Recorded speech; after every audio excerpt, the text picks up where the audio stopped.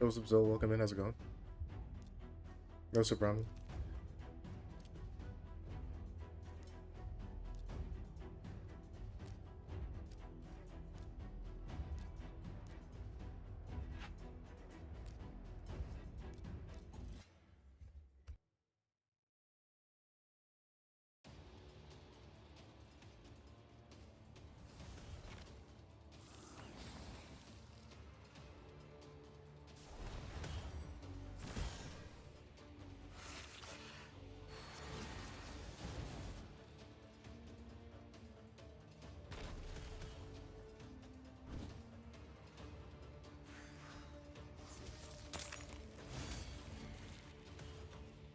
What's up, What's up, Travis? How's it going?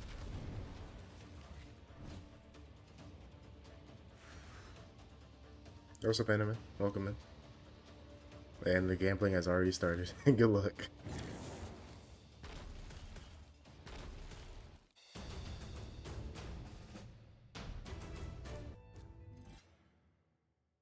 Yeah, basically, we didn't. I did do not a lot, but I did finish out the first set of points. So, I mean, first set of challenges. So, you did get um, the 300 gems from the first set of arbiter missions. So that's really all I did last night.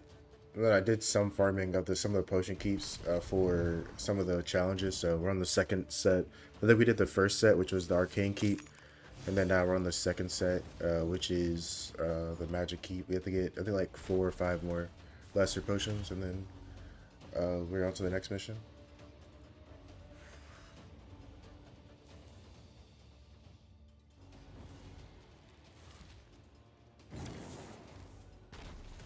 I have to figure out how close I am to be putting the code Dorothy in. So we'll see that here pretty soon.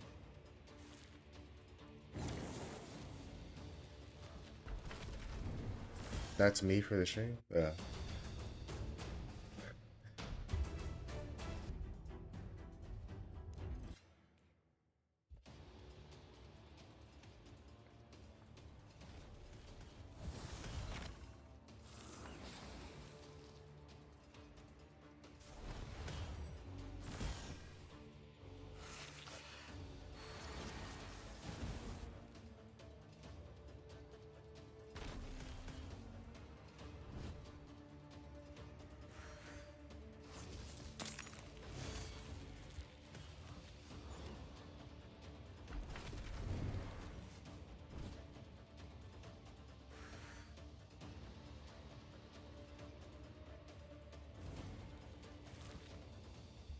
I mean, it's all good. I mean, you can still do it if you don't want to. Like, it's not like I don't have it turned off, but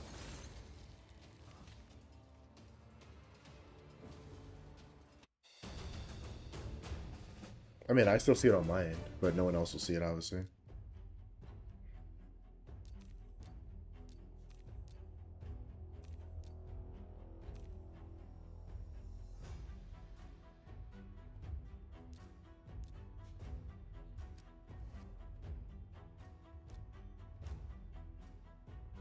How many times was it? 5 times? Oh, it's 10 times.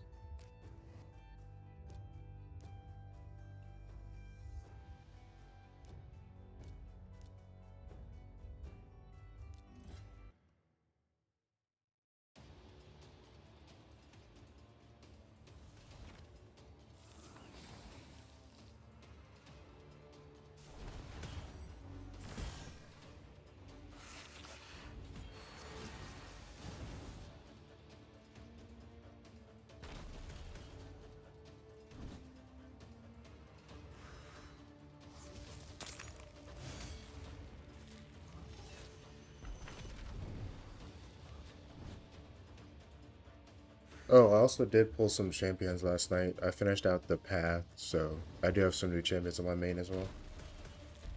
I didn't end up getting anything good from the relic fragments, unfortunately. Well, I mean, I got 2 Banus and Tranos, but I didn't get any mythicals, so nothing to talk about there, unfortunately. I don't know what champions I'll put those on, honestly.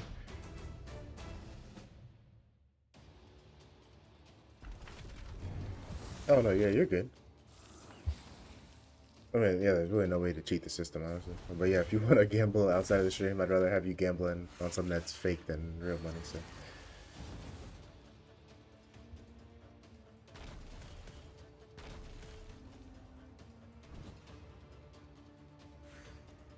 but yeah, so we maxed out the hero's path. We got the we got the legend, all the rewards.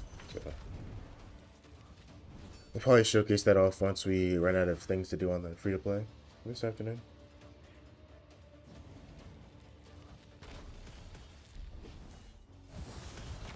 Yeah, you can do a counter review. I'll do it after this. You can go ahead and redeem and message me on Discord. But I'll do it after we finish out this mission, which is in like 3 minutes.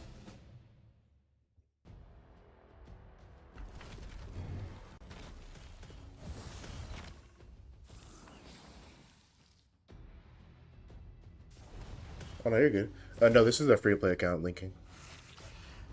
We're seeing if we can complete the shard mission. I mean, not shard, the fusion. If we save up all the shards by the time the Cowardly Lion fusion comes out, which is next Thursday, I think. So that's the goal.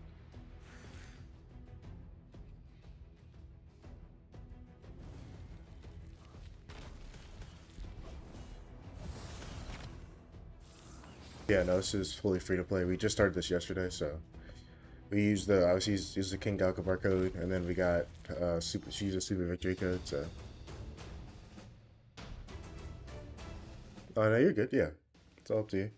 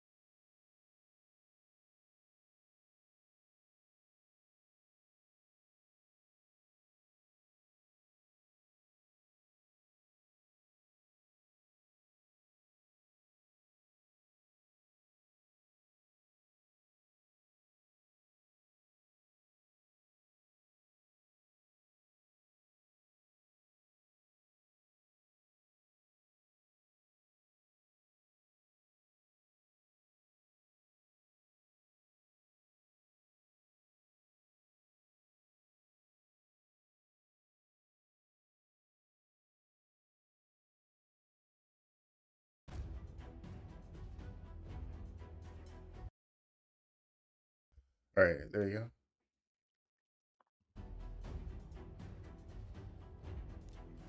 Level 74. I was level 73.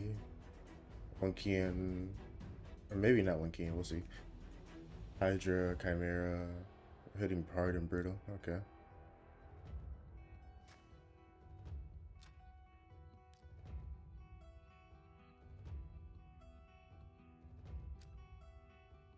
Wait, that was. Okay, so you're one.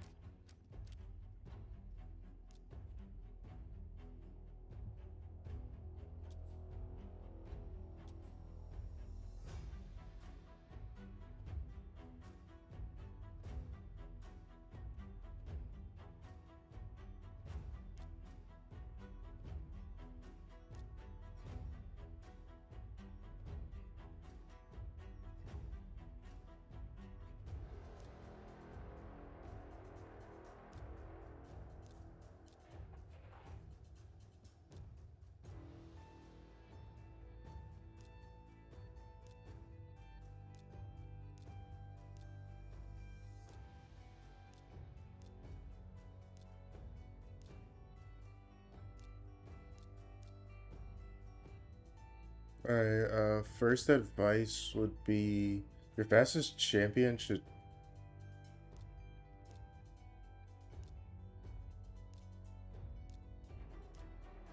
Some of your fastest champions should either be your Arbiter or uh, your, your Palace.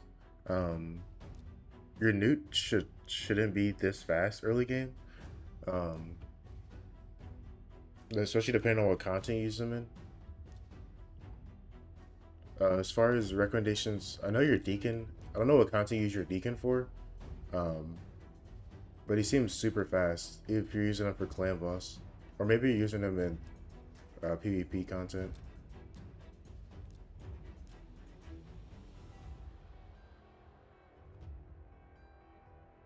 Yeah, your Arbiter should probably be your fastest, and then you could lead into your Deacon, then your Palace. But yeah, your Arbiter should be fastest. As far as, uh, I would definitely have your Arbiter in Intimidating Presence, even though it's a one-star blessing. Survival Instinct really isn't the blessing to be using unless it's on like a cleanser, maybe. Um, Especially a cleanser that has resistance, because I'm pretty sure isn't this the one that removes or fills a turn meter?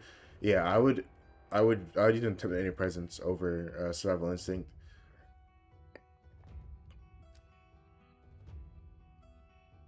Soul Reap is good. Chainbreaker, it's the one that removes the. Chainbreaker is not a bad blessing, but it's not too useful. Like unless it's really 6 star. It's mostly used on specific champions. I would probably either recommend, like, it's a more later game thing, but I usually use Life Harvest on my revivers, Life Harvest or Intimidating Presence or Lightning Cage. Um, but it just depends on the build I have. Like if I have Mercurial or Protection, I don't run Lightning Cage.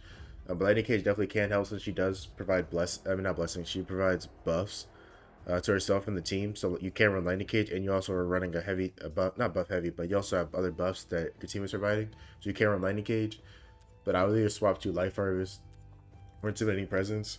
So that when you do go for Arena, you do have two champions that do have two Intimidating Presence whenever you're going for the live arena, because that would definitely be super helpful since you already have a Deacon, and you have Ezio as well. Well, you have Deacon, Ezio, and Arbice. I mean, not Arbice, Arbiter. So you have two champions that will have Intimidating Presence, or you can run her in Life Harvest if you don't want Intimidating Presence for your Glorious Palace. That would definitely be my recommendation is those two blessings.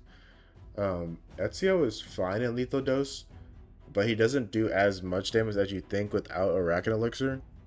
So if you want him doing more damage in other content, you can swap him to Nature's Wrath, especially for things like, um, oh, where is it? Or things like Clan Boss or PVE content specifically, or even PvP content, especially placing all those all those poisons or bombs with her in Stone Skin, as well as the decreased defense. You can put him in Nature's Wrath. He'll probably do more damage there than if he was in uh, Lethal Dose, because Lethal Dose is specifically only for uh, arena areas. If you didn't already know that, and it works fine, but it works even better if you have a Racking Elixir and you're still on normal faction wars. So I would definitely stick to not later game blessings, because you can always change a later game once you have a Racking Elixir. That's the build you want to run with them, but you're running him more for damage and your accuracy is a little bit lower. So I would definitely build him more for Nature's Wrath, especially since you have a Rethy Coronet on him as well. Um, but yeah, also as far as the build, speed is fine, damage is fine. I would definitely up his accuracy. This is good for like clan boss and PvE content, but for PvP content, I don't know if you maybe are struggling against some higher resistance champions, just because of the accuracy is a little bit low. So I would aim for like 350, 400 if you can, and lower the crit damage a little just to make up for that. Um, that would be my recommendation, because I'm sure you probably I don't know if you go up against like 4-man defenses or not, or if you just go up against 1-man defenses. But this will, if you have it up to closer to 400, you'll be able to attack more teams. Um,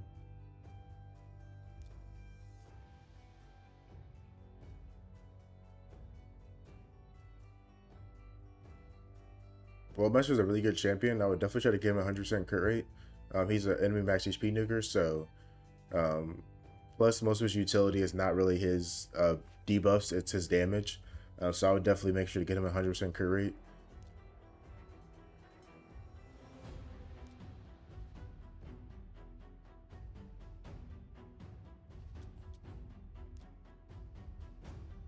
Yeah, falling in H that makes sense.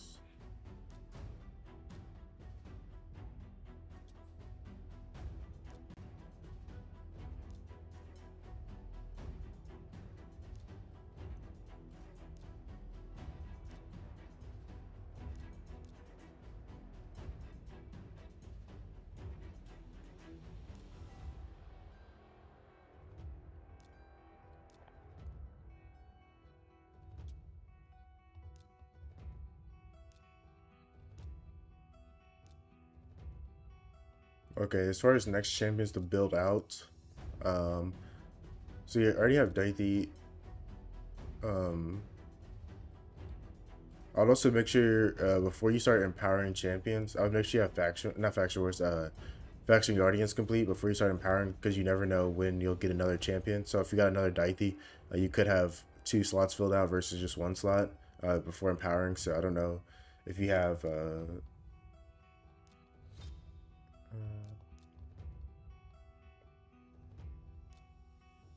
Yeah, I would keep another copy before you start empowering. That's just my advice. I would always finish out faction guardians first before I start empowering epics. Um, just as a heads up. But other than that, I would say that was pretty good. Um, but yeah, as far as saying, I would definitely build out Full Angel. Will be good for faction wars. Your Carl will be good for faction wars. Vizix will be good for faction wars, as well as Hydra as well. Um, I would Rosin might be your only damage dealer, but he would be worth putting books into. I wouldn't put books in any of these champions. I would just build them out to 60 as your nukers for those areas of the game. Like I would build them to 60, put them in masteries, um, finish out their ascensions, but I wouldn't book them at all. I would save your books. She's the bomb champion, right? I wouldn't book her either. I would build her after faction wars, but that's about it. I mean, you might be able to keep her at 50, but you don't have any revivers in the faction, so it might be a little tough.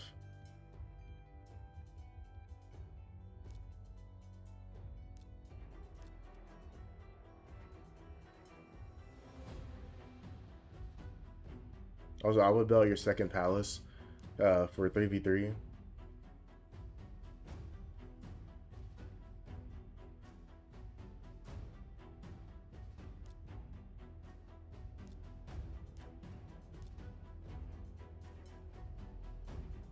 Yeah, unfortunately, you don't have a clan boss team.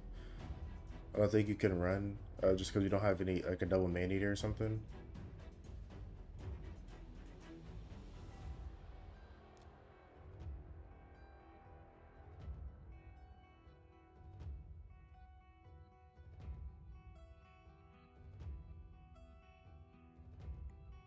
Yeah, if you have any questions, Didi, you can always drop uh your roster in the Discord. But unfortunately, this is well not for Twitch only, but you can only redeem account reviews on Twitch. Unfortunately, I haven't added channel points yet for YouTube. But if you have any questions about building out your champion, you can always drop it in the Discord. I'm gonna ask your question, or ask your. You can always just ask a question how to build a champion, in the chat. I can answer it. But obviously, if you want an in-depth like in-person account review like within your account, obviously that has to be redeemed. Um, but yeah, actually, let me just double check. You know, extra man eater. Yeah, you only have one. But we don't have any other.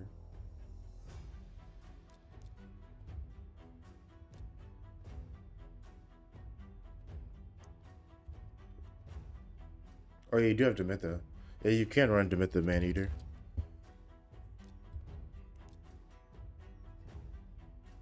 You probably run Demitha man eater. You need block debuff, so I think.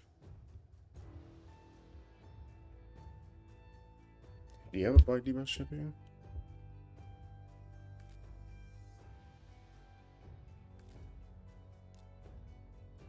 No, you could run Palace, Demitha, Man Eater, probably Geomancer and Newt.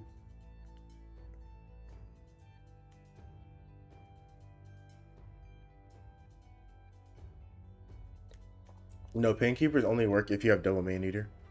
You run two Painkeepers, two Man Eaters, and a Nuker. Like he probably run Fame, but he doesn't have that second Man Eater, so you probably run Palace, Demitha, Man Eater, uh, Newt, and Geomancer will probably be two nukers. That's the team I would probably build out for Clan Boss. For Faction Wars, we're at 545.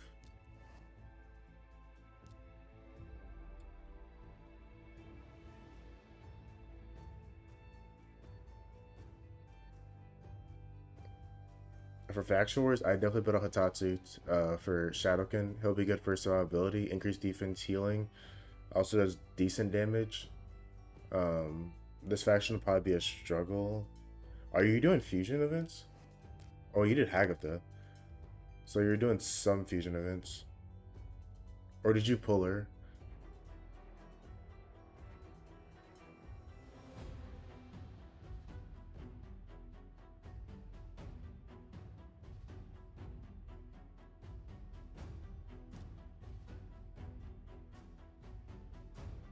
I missed.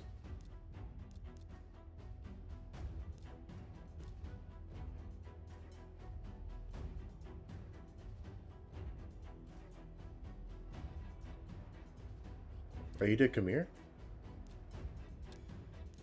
Okay, nice. Yeah, he'll be good. So for three, so that's sorry, that was the thing I was talking about. 3v3 teams. So you're almost into silver, which will be a lot easier for just running quick battles.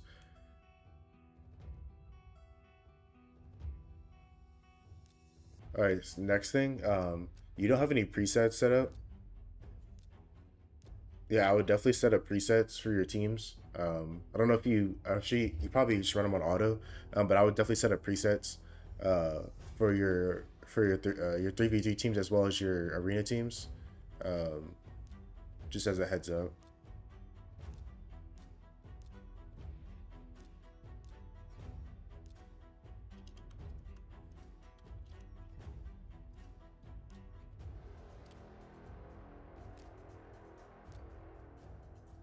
Also, did you welcome?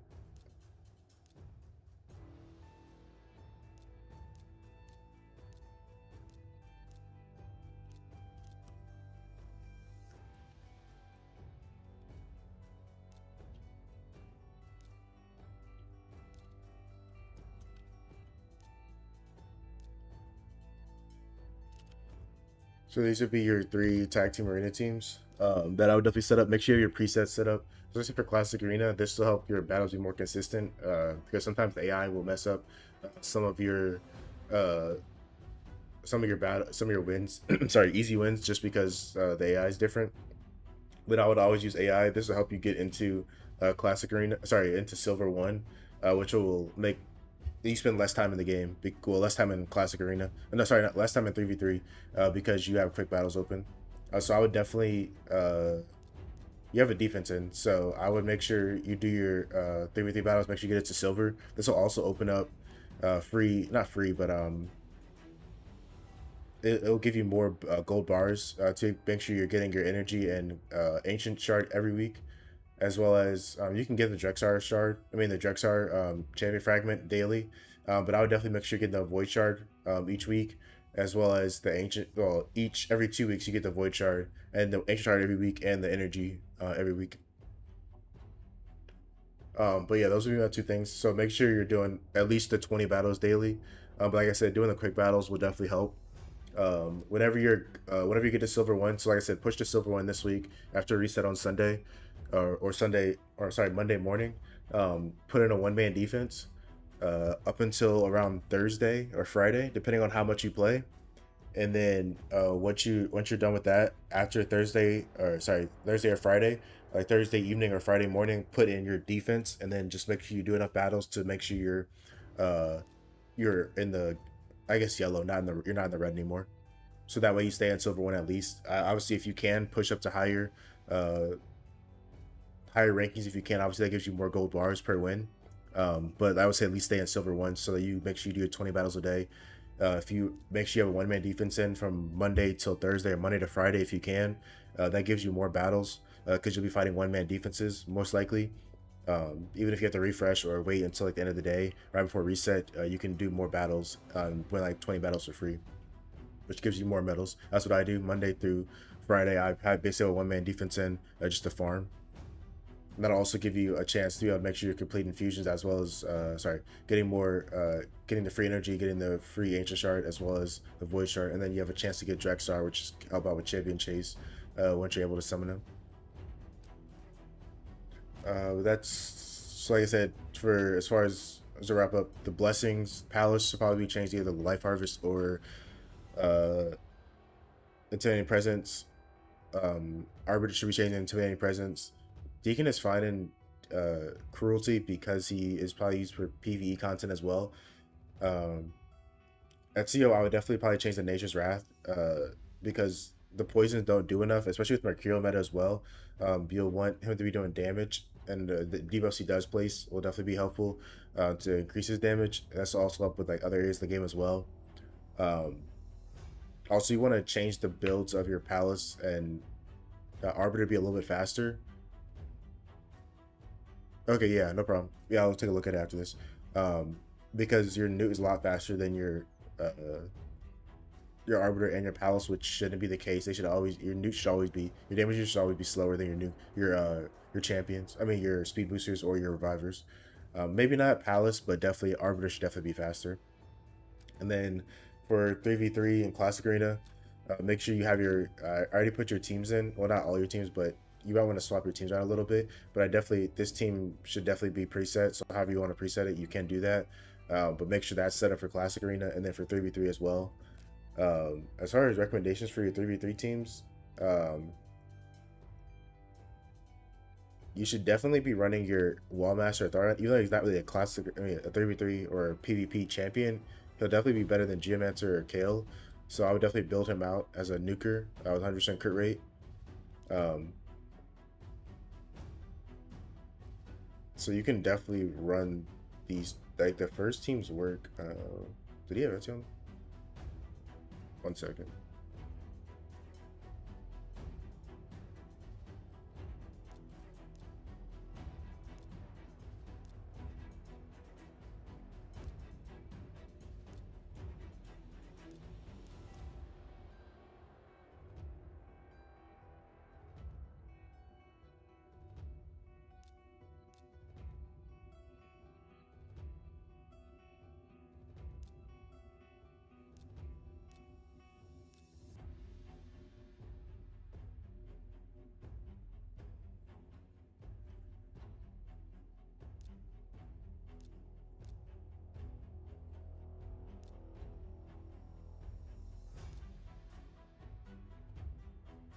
You can even probably replace Folan with Harvest Jack if you build him out. Harvest Jack may be better than Folan. But these are the teams I would run. You want to make sure you have a lot of multi-hitting champions just in case you do run against Mercurial champions when you are running in quick battle once you get to Silver 1, because you'll probably run up against some teams that do have Mercurial. Be annoying and stuff, so that'll definitely help out. But like I said, definitely would recommend making sure you're having those champions with their presets. That'll help out for auto battles and quick battles as well. Um, also, the Demon Lord team was you can't swap out Ezio for Newt, but I would keep in Newt for now. But it'll be Maneater, Demitha, Palace, Geomancer, and you can either run Ezio or Newt. You can see which one does more damage. It might be Ezio if you put him in Nature's Wrath, but it may also be Newt just because of the War Master. I mean, not War Master, the enemy max HP for Ultra Nightmare. But you have to test that out once you get there. Yeah, like I said, that would be the account review. Hopefully that helps you out. Like I said, if you have any questions or forgot something, you can just message me on Discord and I help you out with that. As far as champions to build up. But like I said, hopefully this helps you out with as far as like 3v3 classic arena, the blessings as well as the Demon Lord team to help you get to that consistent 2 key. Because I think currently you are at a 3 key team with a 33 million. So I think you need to get to, was it 35 million to be able to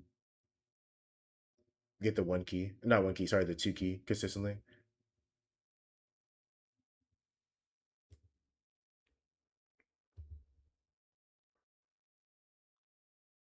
Wait, what happened? You lost again, most?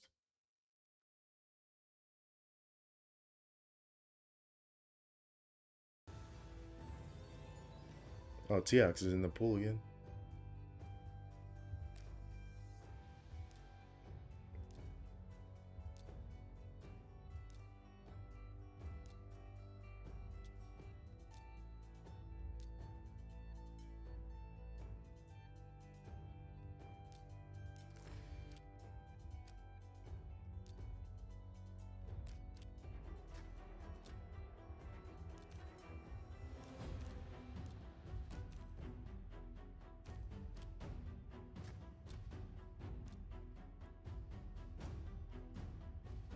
Let's go ahead and buy Palace Masters here real quick after we do the stage.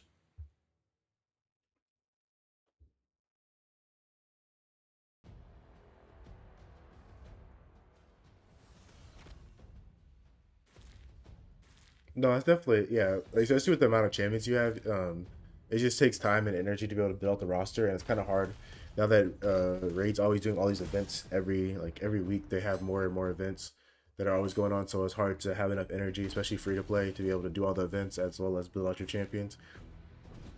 And also, you don't have any like champions that can solo bosses or like solo dungeons on stage 20 to be able to build champions and like put like champion training while you're also grinding out like Dragon. Say for instance, you got a Theodore, you can build up Theodore to solo Dragon 20 while building up like your Palace or your Maneater or your Demitha in the background, and using the same energy to get gear as well as finish out an event as well as champion training grind.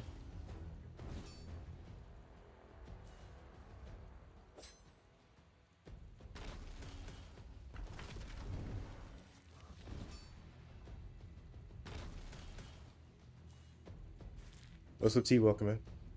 How's it going?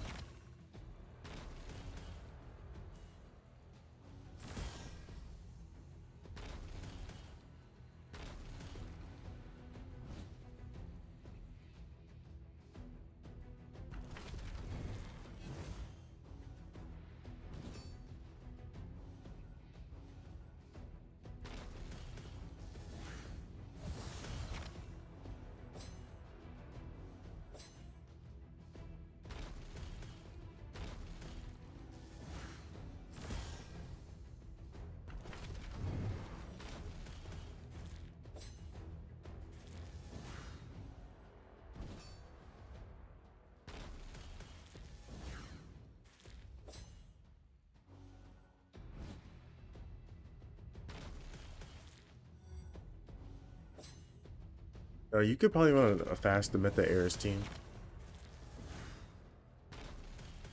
Yeah, I would definitely. Yeah, this the priority for today and tomorrow would be, since you already have a team in, I would definitely make sure um, that you have that the quick battle setup.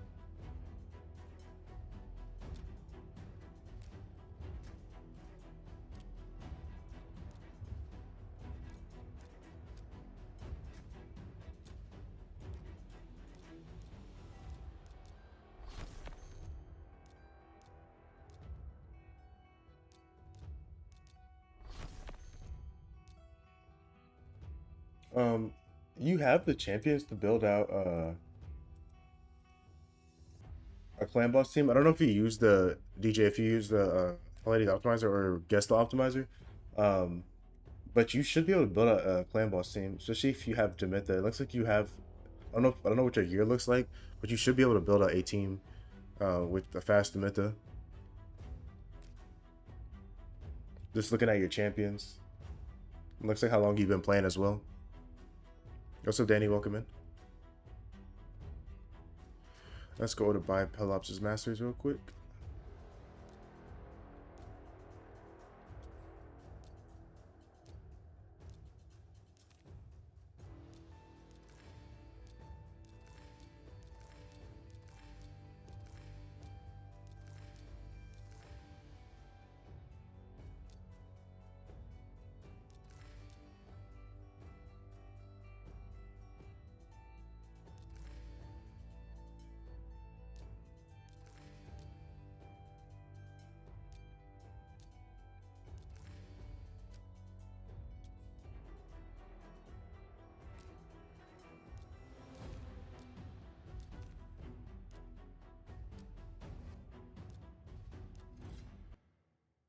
Yeah, no problem, man. Hopefully that helps you out. Like I said, if you ever have any questions, you can always either redeem it again or just ask any questions in the chat. But hopefully that helps you make some progress. Like I said, definitely getting those, getting that 3v3, doing that 20 battles a day if you can. It'll definitely help when you have the quick battle set up for Silver 4.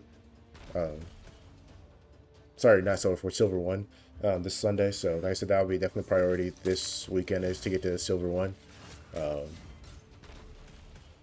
So I'd make sure I'm doing at least my 20 battles daily to get there. Then after that, this week, I would definitely use my energy to be able to build up some of those champions. So I'll definitely get my palace set up, get my clan boss team set up for like Monday and Tuesday. I would just spend like the energy you do have. I wouldn't spend, I wouldn't put the gems or anything into building out those champions. I would save the gems for the upcoming fusion, because you're also a little low on shards as well for the upcoming fusion. So I wouldn't be spending any shards in the near future.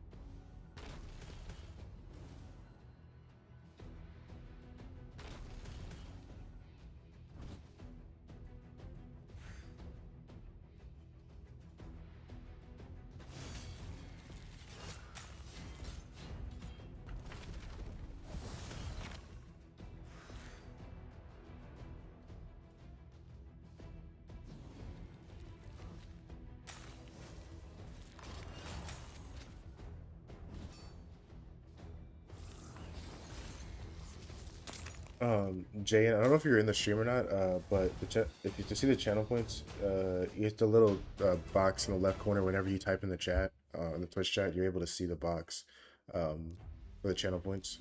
Are you able to redeem it there?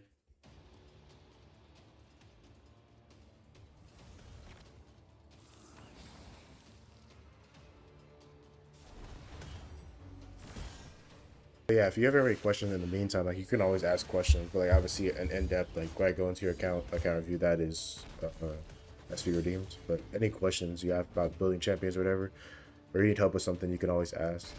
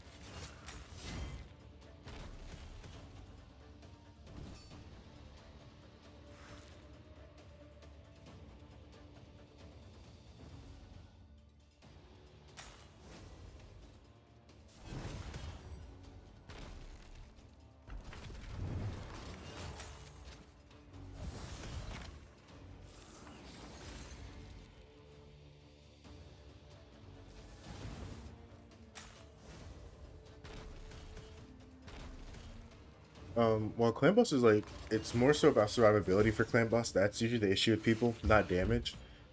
Because if you can survive 50 turns, it's pretty easy to get the damage to one key. Usually the issue is survivability. But if you haven't already, I would definitely either download like the Hades optimizer uh, or the Gesto optimizer, and they'll when you link it up to your account, it'll tell you what teams people are using based on your account.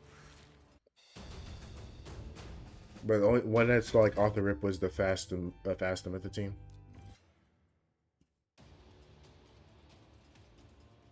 I think it's ever like 300 something speed. I think it's like the Myth Air team. I think that's the team we would be running probably.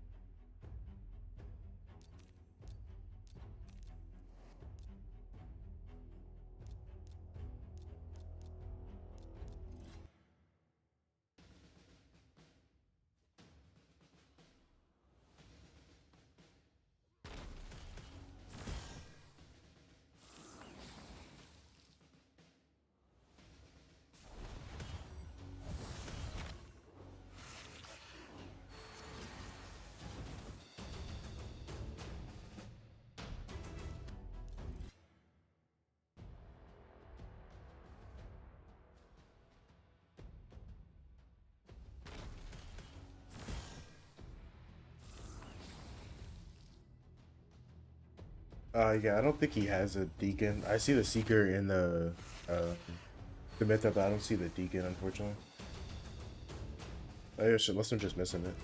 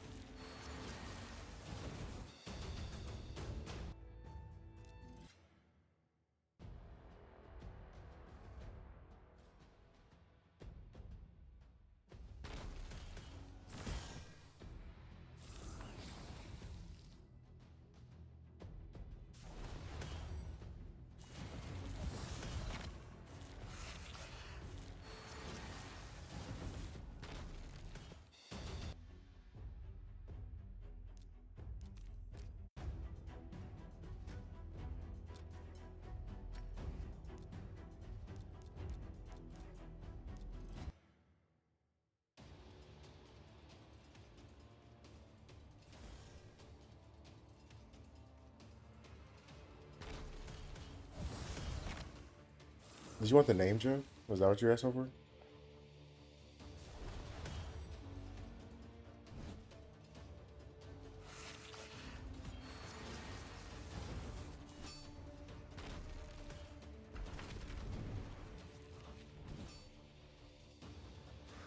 Oh, okay. I was like, this song was like, it came out like a few years ago, I think. Actually, more than that.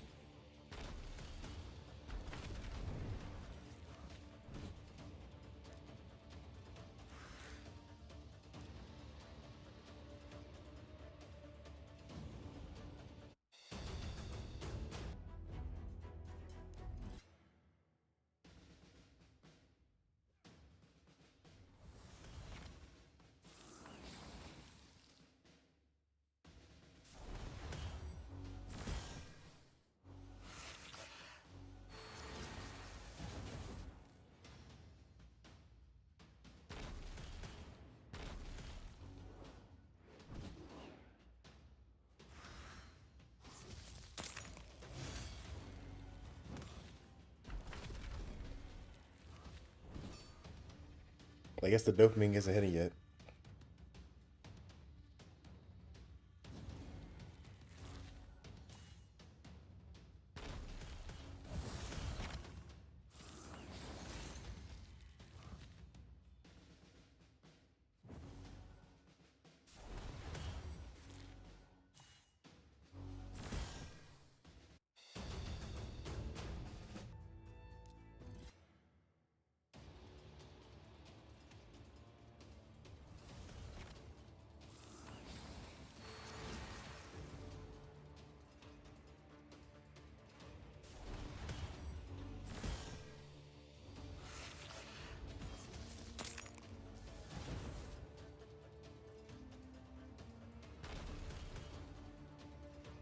means you got in between. Like he should have won that one because you got the winning command.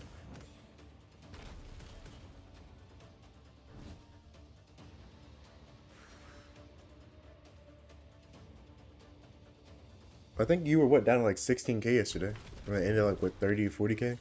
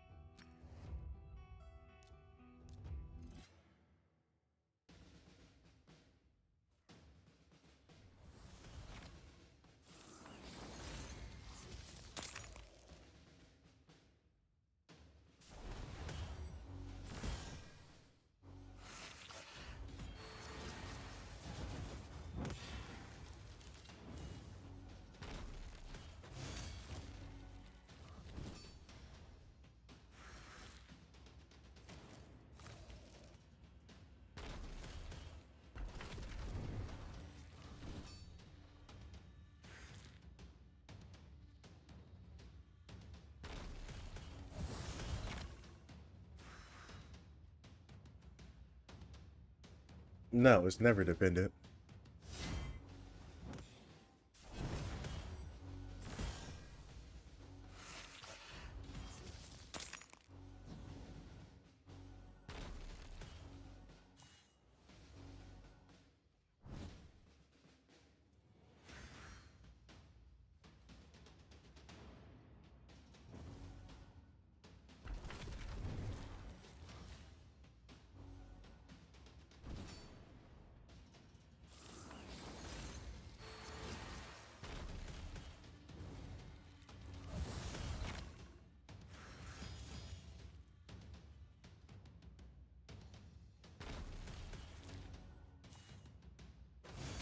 I mean, arena teams are pretty simple. It's usually just a speed booster, a lockout, speed booster, and a lockout, speed booster, and a second speed booster, and 2 damage dealers.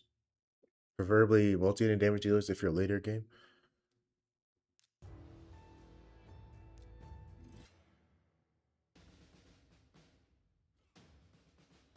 And then obviously having a speed aura. But if you have speed booster, you usually have a speed aura with one of them, or a damage dealer with a speed aura.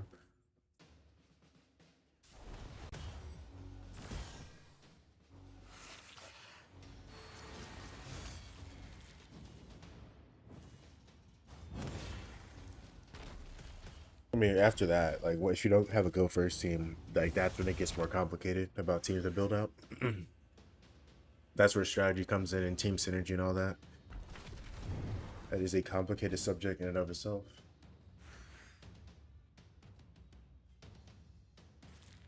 That could be like hours on team synergy and how teams work together.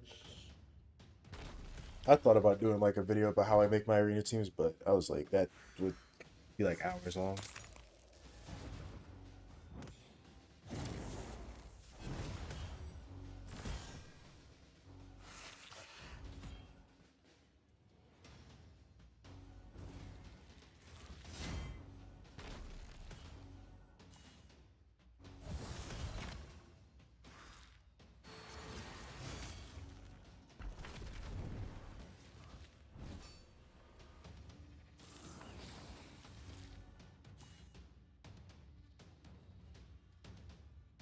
Yeah, that's a stall team.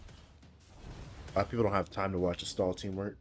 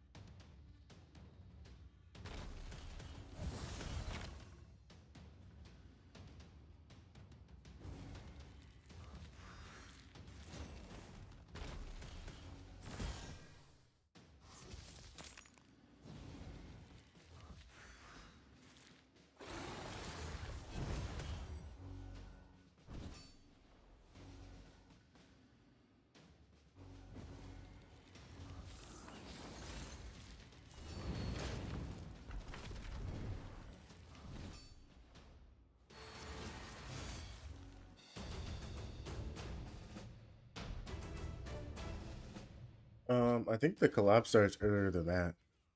I don't think it starts on the 19th. I think that's when the fusion starts.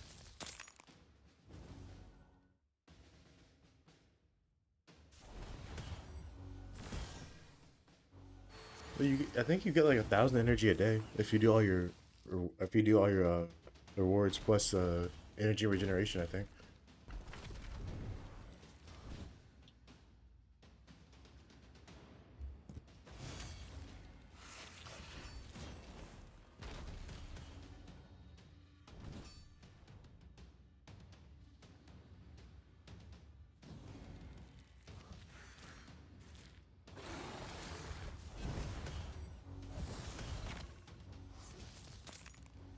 Oh, got it. Okay, makes sense.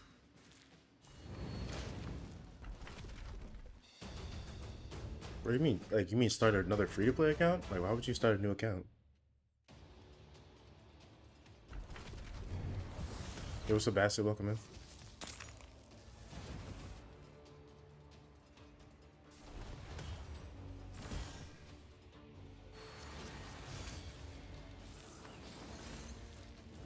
I thought Most just gave you another account.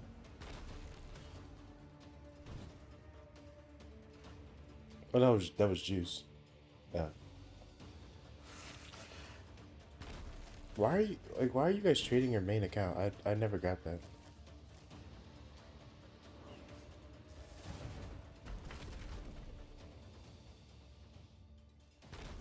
Like, I never got like why people would do their, especially their main account.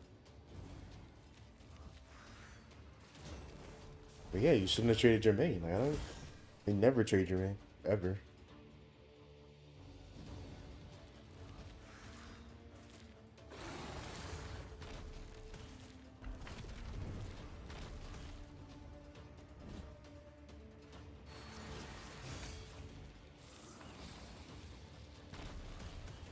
Well, yeah, it's the account for that. We're grinding off for the see if we can get the fusion done on this account.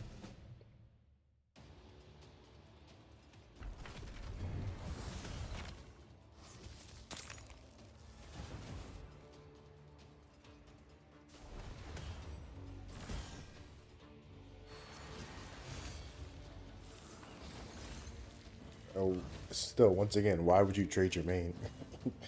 Like that, nah. Once again, that doesn't. I don't care who it is. I'm still not giving my friend my main.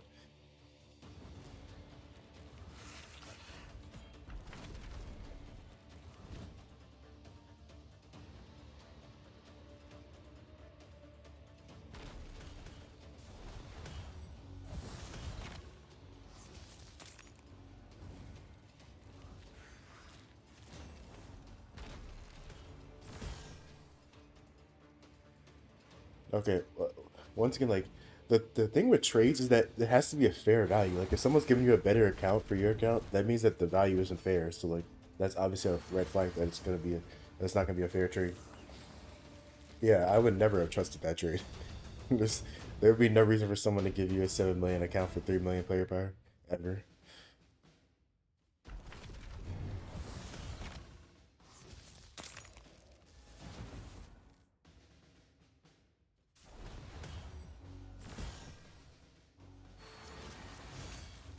Yeah, you have to be throwing in money, you have to be throwing in other accounts. Like the value has to be fair.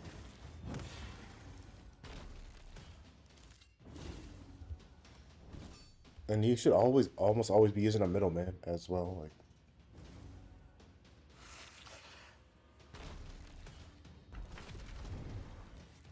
okay, I trust most, but I don't trust most enough to trade in my main. Like,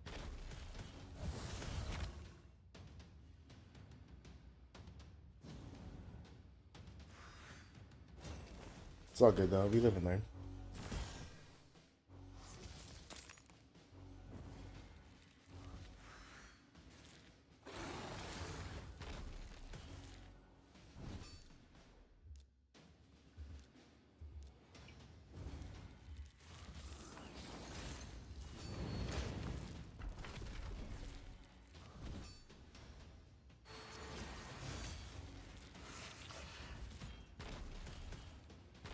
Yeah. Ooh, level 28, nice. Free energy.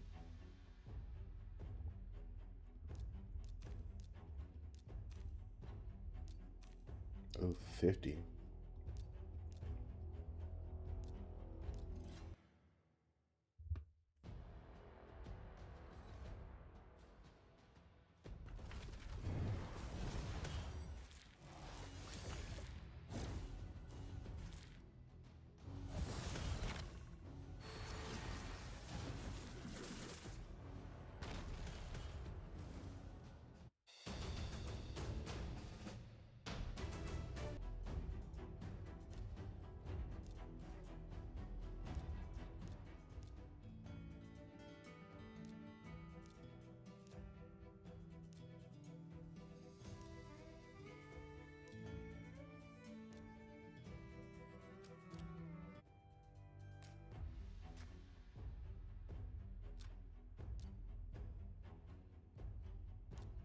Every class. This tab each medals.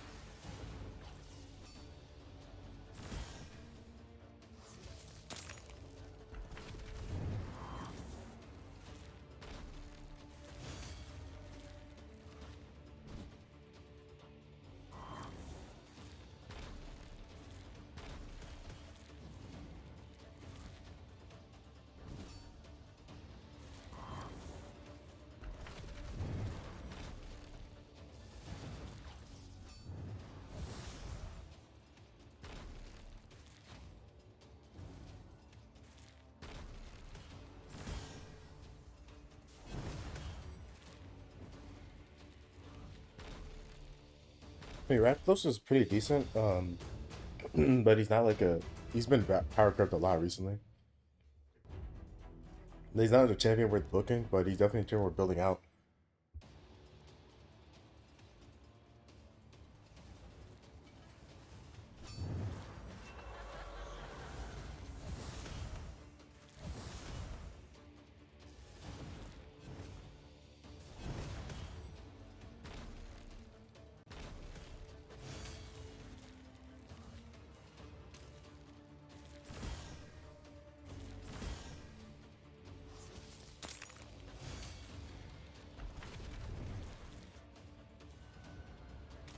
Like Mikey's better for utility, like debuffing, but Rathalos is better damage. But you'll, I mean, for faction wars, you'll build both of them out. Honestly, you just probably won't book both of them.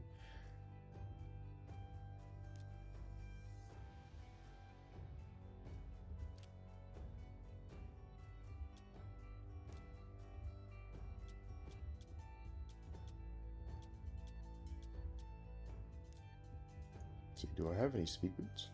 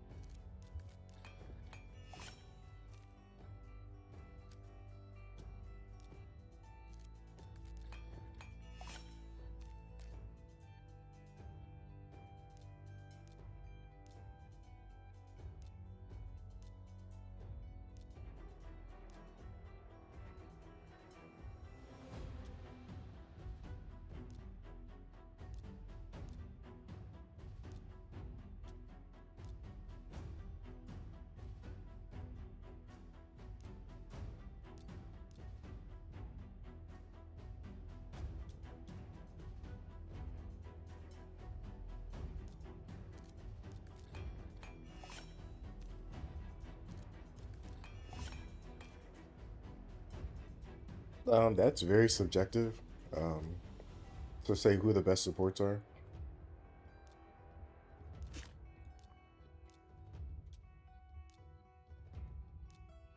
I'll definitely say like Galater's up there, Theodosia's up there, um, Sabril's up there. Like Sabril's also a damage dealer support, so it's like, do you do you want just mythicals? Because I would say probably Galater, Theodosia, um, Sabril.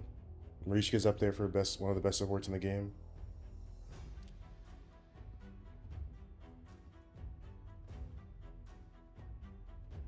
Yeah, we'll still be here. See ya. I'm glad to hear, Travis. Non-mythicals? Um,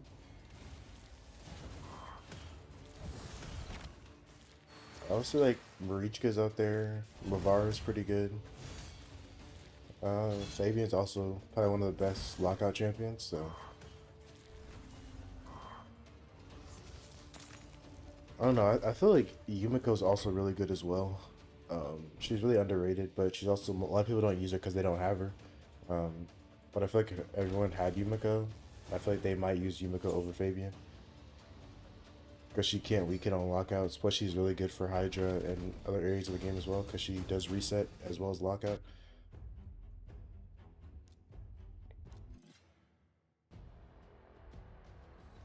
But Fabian is good with the buff duration as well, so he can get through Stone Skin. Well, not get through, but he can decrease the duration of Stone Skin as well. So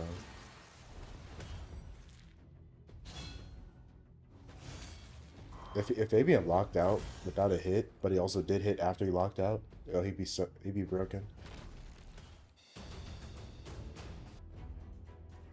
Yeah, Senna's good, but she's just PvE focused. Like that's the issue is like there's a lot of champions that are busted, but they're like one dimensional. Like she's good in PvP content, but she's not good in game for PvP content because of all the people that run Supersonic as well as uh like Bavara. Like Bavara counters are heavy. Nell counters are heavy. Like what who else counters are heavy? Solar counters are heavy, which are a lot of champions that people run. And there are a lot of buff duration, buff stealing champions out there, so they can steal the what's it called? Um, they can steal the continuous heal, so she doesn't really get the value from the turn meter boost. So that's why it's like you kind of have to break it down here further. It's like okay, now you have to go PvP versus PvE. You have to go like okay, are they good in all areas of PvE or are they just good in certain areas of PvE? Sin is decent in dungeon content, but she's mostly just known for boss content like Hydra, Chimera, and Clan Boss. But like you really don't see her in like actual like dungeon content. Like you don't see her against Phantom Shogun or Sand Devil or in like Dragon or in Iron Twins. None of that.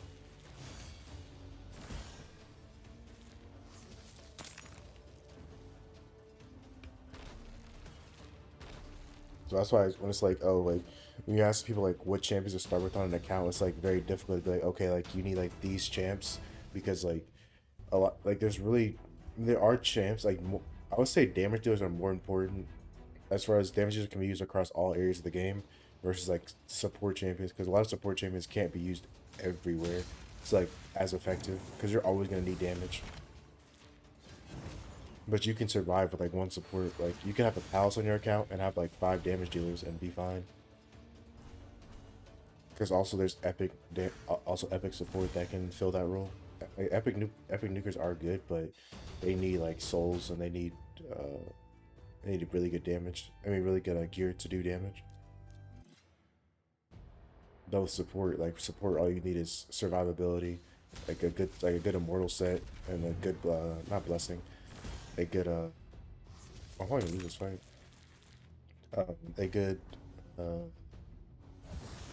a good relic like golden elixir can make a epic support become a legendary support just from based off of survivability.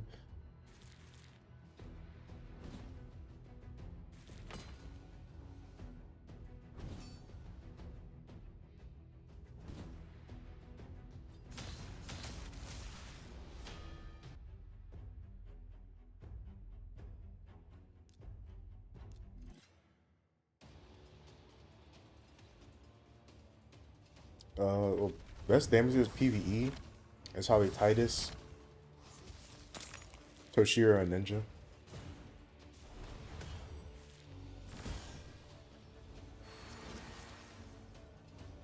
Ooh, wait, actually, well, Toshiro and Ninja are interchangeable because if you have the mythical, then you don't run Ninja. But if you have Ninja, you most likely don't have Toshiro as well.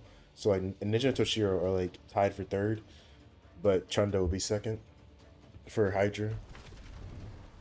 But even though she's not good in other, I mean, she's not bad in other areas, but let's say like Titus, Trunda, and well, I'll put Trunda third actually. I'll put Wixwell, and not Wixwell. I'll put Toshiro and Ninja as second, tied for second.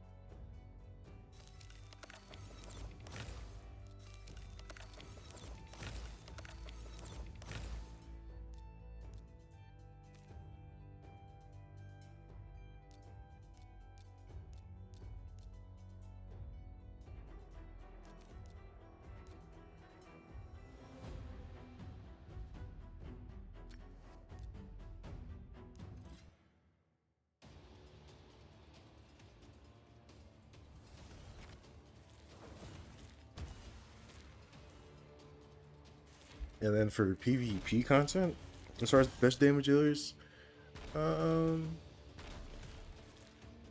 like that, I say that just depends on the meta, but I say like Tecteon, Selenar, Hekaton are probably the best champions.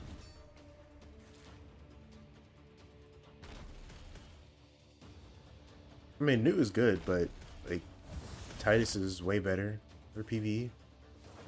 And that's the thing. Issue is like, okay, well, then you start looking at max HP champion. It's just like, yeah, Newt is good, but technically Marius does what Newt does, what does more damage, um, and has more utility. But Newt just is like better for certain areas. Like for Fire Knight, he's better.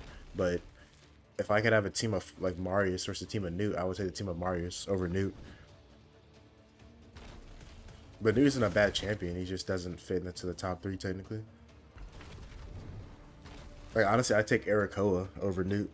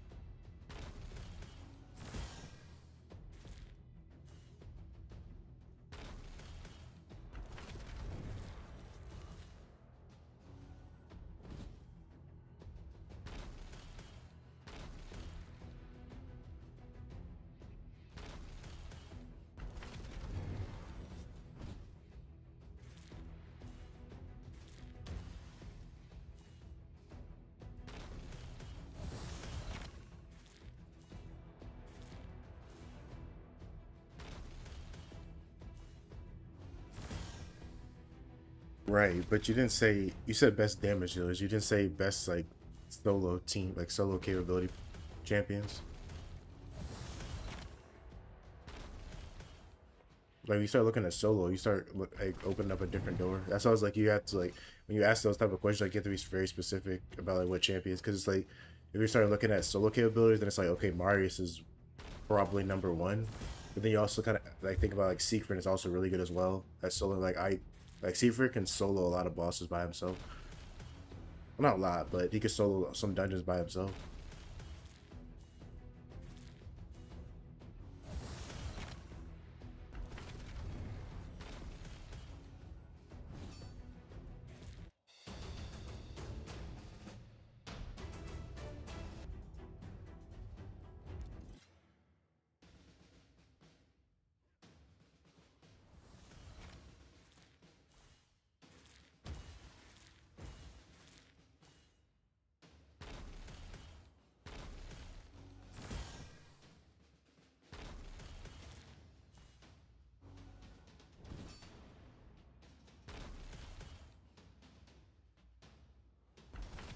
No, you're good. Yeah, like I said, they're like valid questions to ask. Like, if you understand like what champions you're looking for on your account, if you ever get them. But like, and also like, just because you have the champion doesn't mean they're instantly gonna be good. Like, you still need the gear, you still need souls. Like, you still need you still need relics to make them even better. Like, it's a lot more than just getting champions now.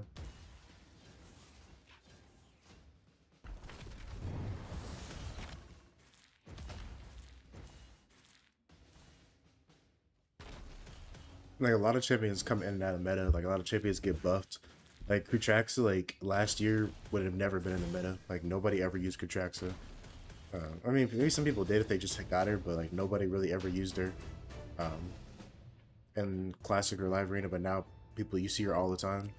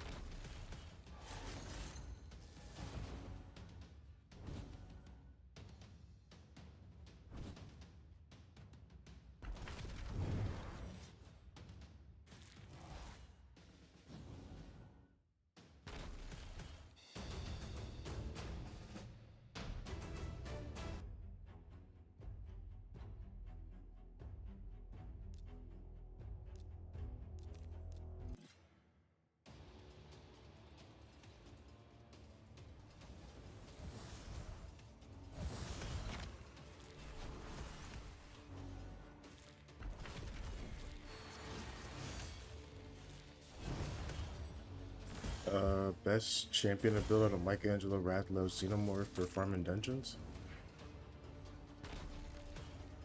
Michelangelo would probably be better, unless depending on if you have any decreased defense buff spread, or sorry, debuff spread champions. Michelangelo will definitely help out with that, and he also provides a little bit of damage.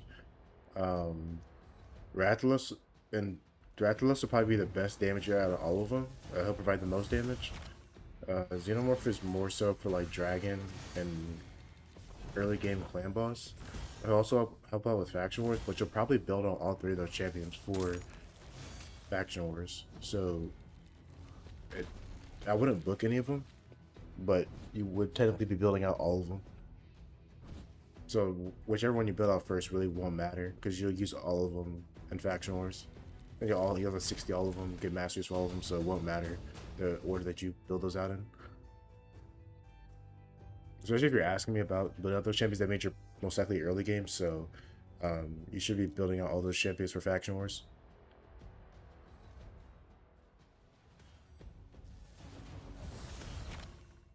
But there's no specific order for building those out. Like all of them can be used in all those areas basically, except for Hydra. Xenomorph really won't have any like help in Hydra because poisons don't do anything to the dragon. I mean, they do damage, but like this is very minimal. Like Rathlos and Michelangelo will be better in Hydra. And obviously, if you have a teams with HP burn, I would definitely pair that Rathlos with those champions, um, because he does a lot more damage when enemies under HP burn.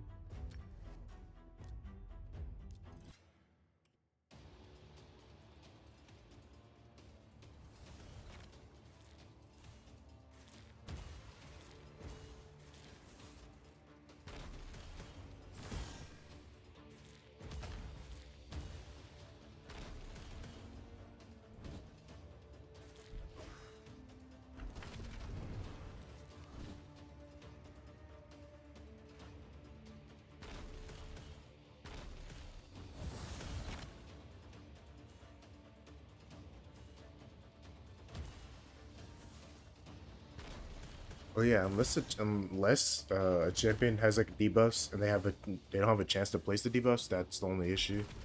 I know Michelangelo has, I think he's in his A2, he needs books to place the 100%, but it's not required.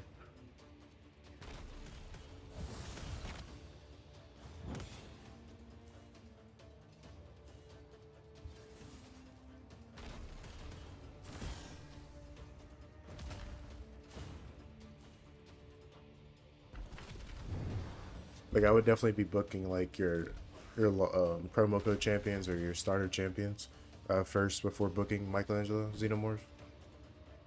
I'd be booking your support champions, like if you have Mavara, Palace, Arbiters, like champions like that. I'd be booking before I book out my damage dealers.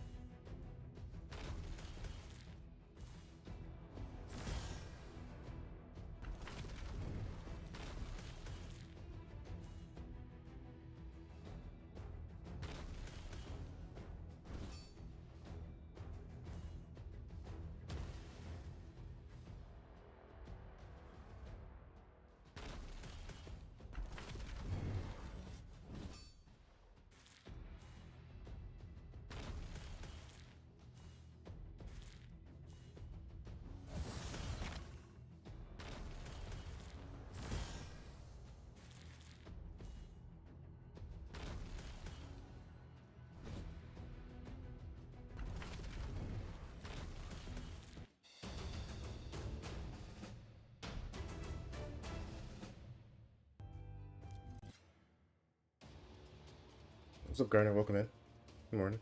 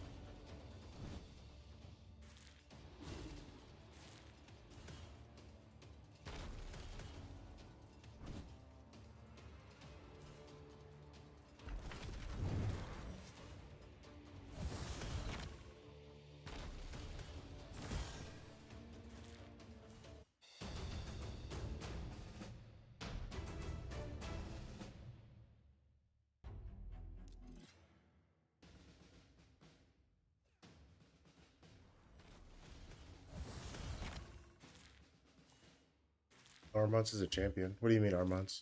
He's really good. He's kind of out of the meta though currently. Um, just because of the Mercurial meta, he can't like crowd control people anymore, and you can't really remove total guard stacks. So he's kind of out of the meta, but he's still a good champion. Just not really good for PvE or PvP anymore, really. Or early game he's good, but not anymore like later game.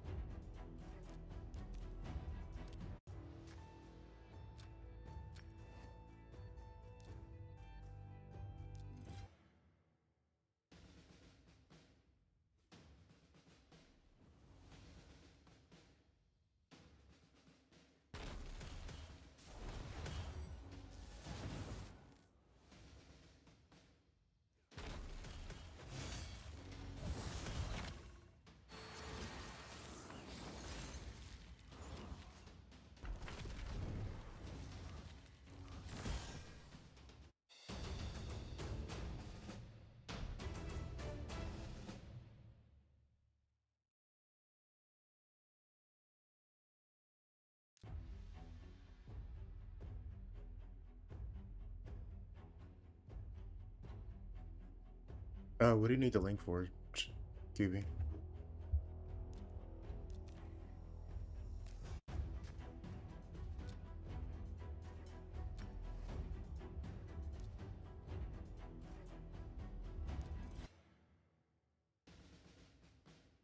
Or copy?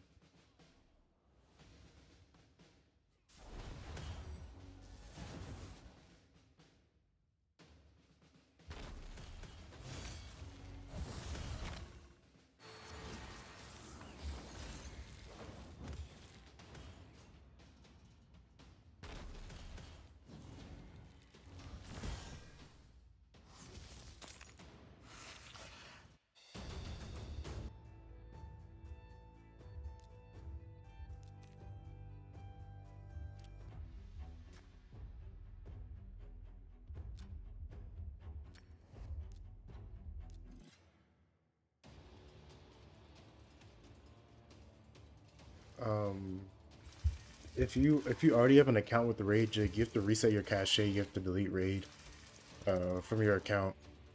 I think MTG Jedi has a walkthrough video of how to.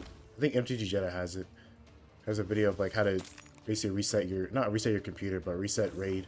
Like you have to do reset cache, and then you have to log out, reset cache, and then you have to delete raid, and then you have to use the promo code, like Vulcan's promo code, and then download raid again, and then it'll create an account for you once you uh, create. I don't. I usually create the account before I create, and then I add the email later.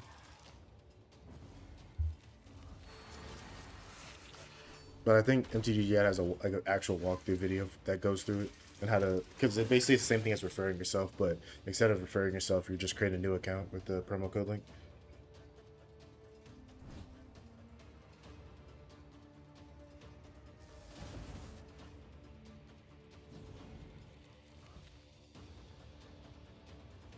Yeah, no problem. Like I said, the first time I did it, it didn't work for some reason. So I tried it again, and I had to make sure I reset the cache, deleted raid, like deleted it from like if you're on Mac, make sure you delete it, and delete it from your trash can as well. If you're on Windows, you just have to uninstall it.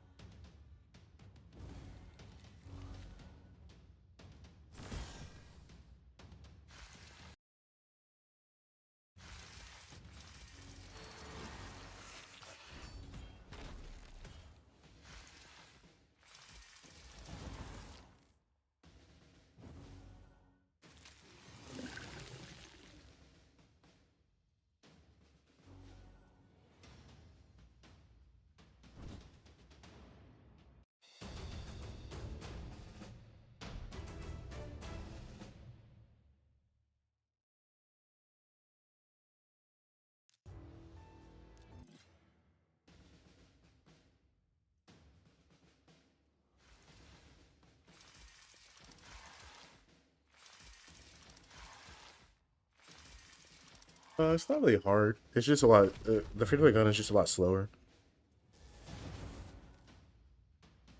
Also because you don't have the gear in the very beginning. Like I have good champions, but the gear is just pretty difficult.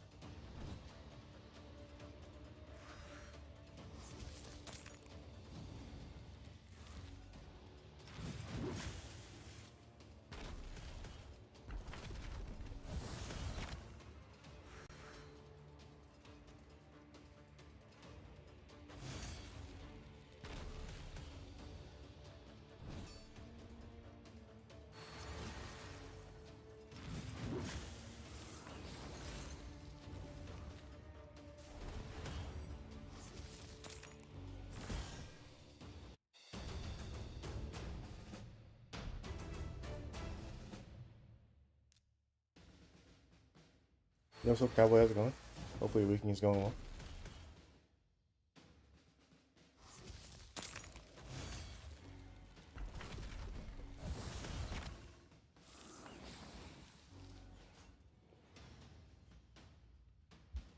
Kobe. I thought it was 824.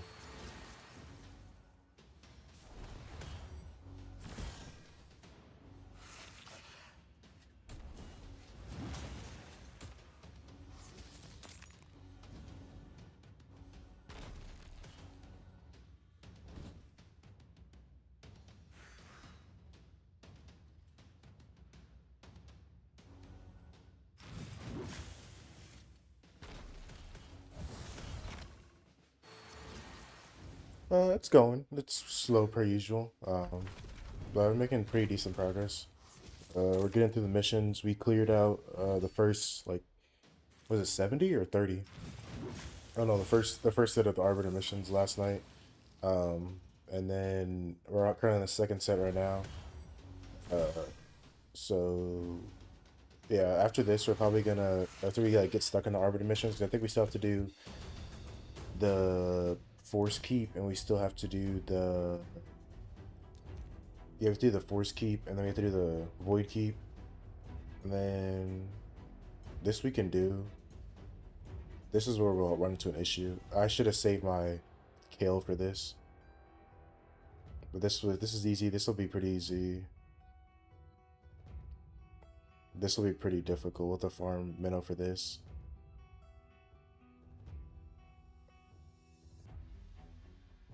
This will be pretty difficult as well. Like, this is where we start getting into the harder part.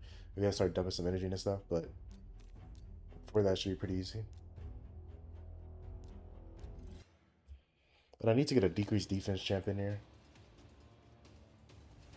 Cause I don't, yeah, none of these champions plays decreased defense, so I need a decreased defense champ to be able to place decreased defense on the Force Keep boss for stage 5, and then we should get another free Ancient Shard.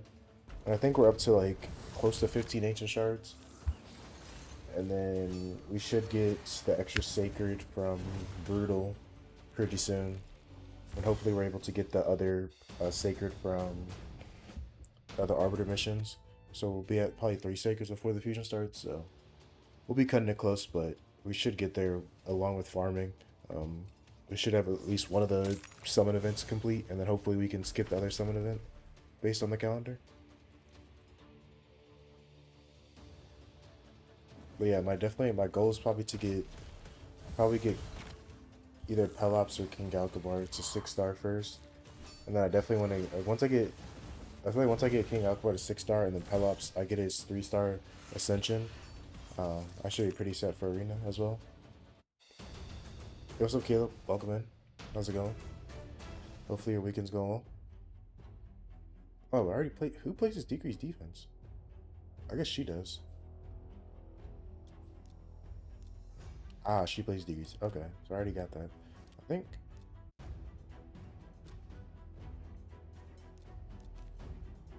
Greater potion.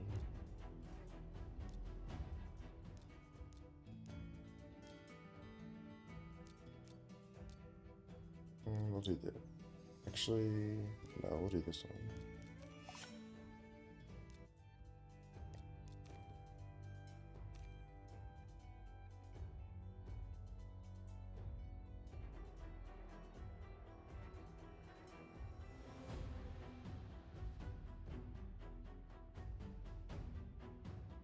Yeah, so we should be able to do all of these. So we'll probably do this today as well. So we're getting another free ancient. So we'll be at 15.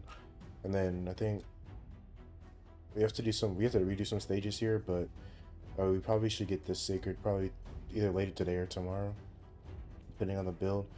But I'll probably be focusing on Spirit Keep today, because I want to get my Pelops to 3-star Ascension.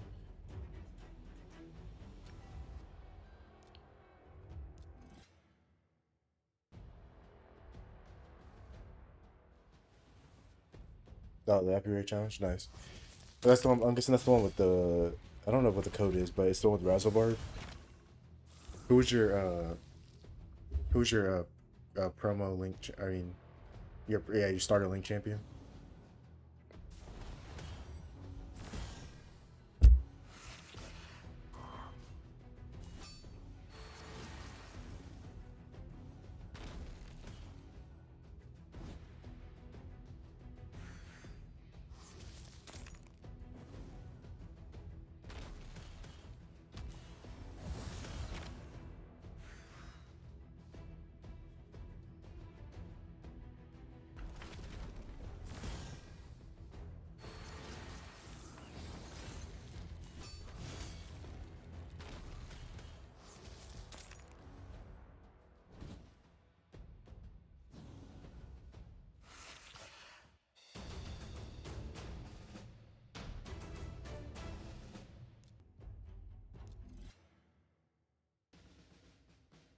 Oh, nice. Oh, I forgot. I thought Razovark was the promo code link, but nice.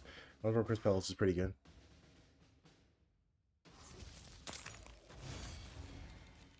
Doesn't Dexico say Reviver? He's the Reviver for the Epic Reviver for the Organized faction. I've never used him. I just remember he was probably one of the Fusion champs, but I never used him. It would be nice to have a Reviver on this account, but I won't be getting one anytime soon until I pull the shards for the Fusion.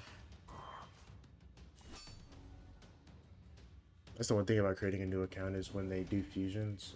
Since the challenge is to be able to get champions for the fusion, it's going to be difficult to make progression because we don't have much champs. I mean, we have a lot of champs to build out, so even if we got a champ, it'd be difficult to build them because you have other champs to build first. But yeah, nice. Yeah, having him would be definitely be very useful for uh, PvP content because I don't have a reviver, so if a champion dies, it's a little unfortunate. But I rebuilt my. I wish I had a speed booster as well. I mean, not speed booster, a speed aura. I have to use Creedon as my fastest champion, but I don't have a speed aura, so sometimes I lose if somebody has like a speed aura, or they'll cut in before my Pelops goes.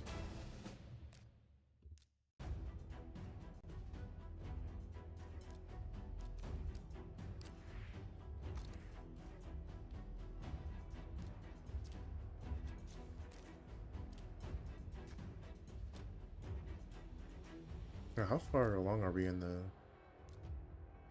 Oh yeah, we have Gear Ascension tournament today. That'll be nice. Oh, another free ancient shard. Oh, we'll also get another ancient shard from the fusion warm up. 4K yen. Hmm. It's unfortunate that they're split up by 25. If this was full, that'd be nice. Like if these are each 50.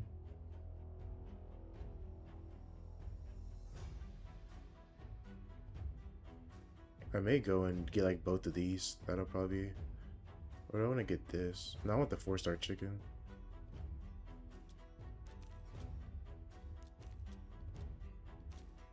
Yeah, we're pretty close. We'll probably get the 4-star chicken. Or probably good on this path as well.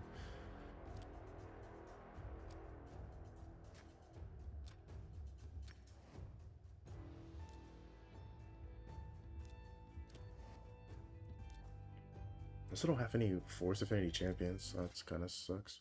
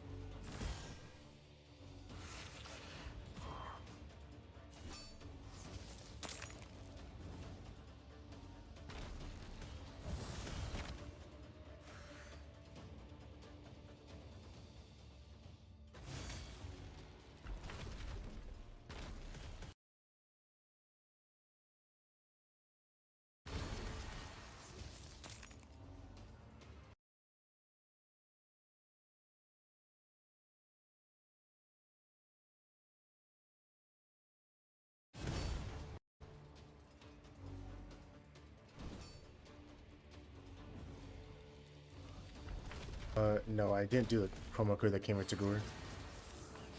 I don't think there is a promo code, unless there's a different creator that has a promo code with Tagore, but no. This is the one with Creedon, Venom Age. I forget who the other champion is. Who is the level 30 champion?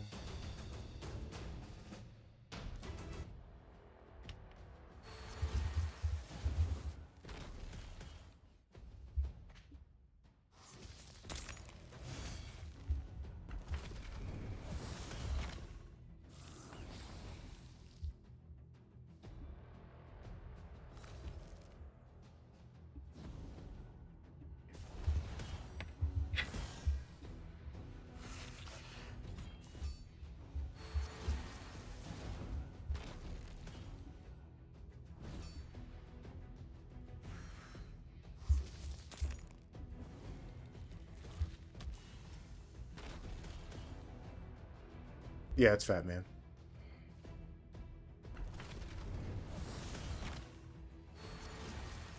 I think the Tholen link has Tagore level 15.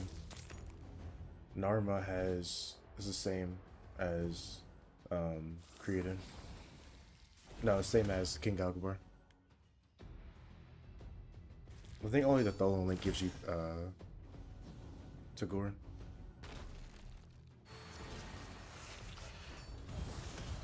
The Tholen link isn't bad, but it just doesn't have a poisoner. I mean, you have to use Fat Man and Venom Age, which forces you to use up 2 slots in Clan Boss, but King Galgabar kind of does it all. Plus he has the strip, as well as the healing as well.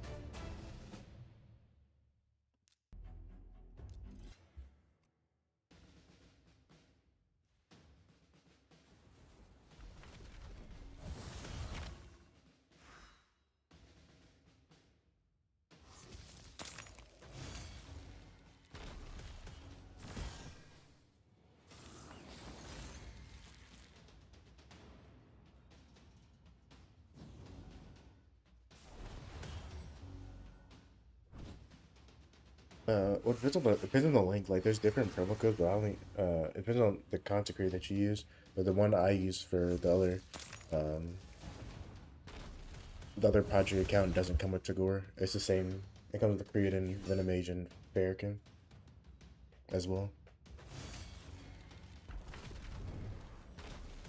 Like, I do want a reviver, but I think Creedon will definitely help out a lot more, especially with the speed boost and the freeze.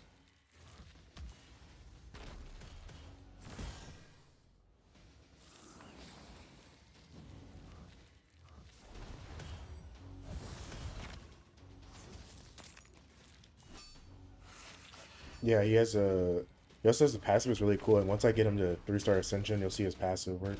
Where basically he'll activate poisons whenever an enemy with poison attacks, he'll instantly activate poison. I think it's 1 or 2 poisons he activates, so but I don't have him ascended yet, so that's why I need to get him and Pelops ascended.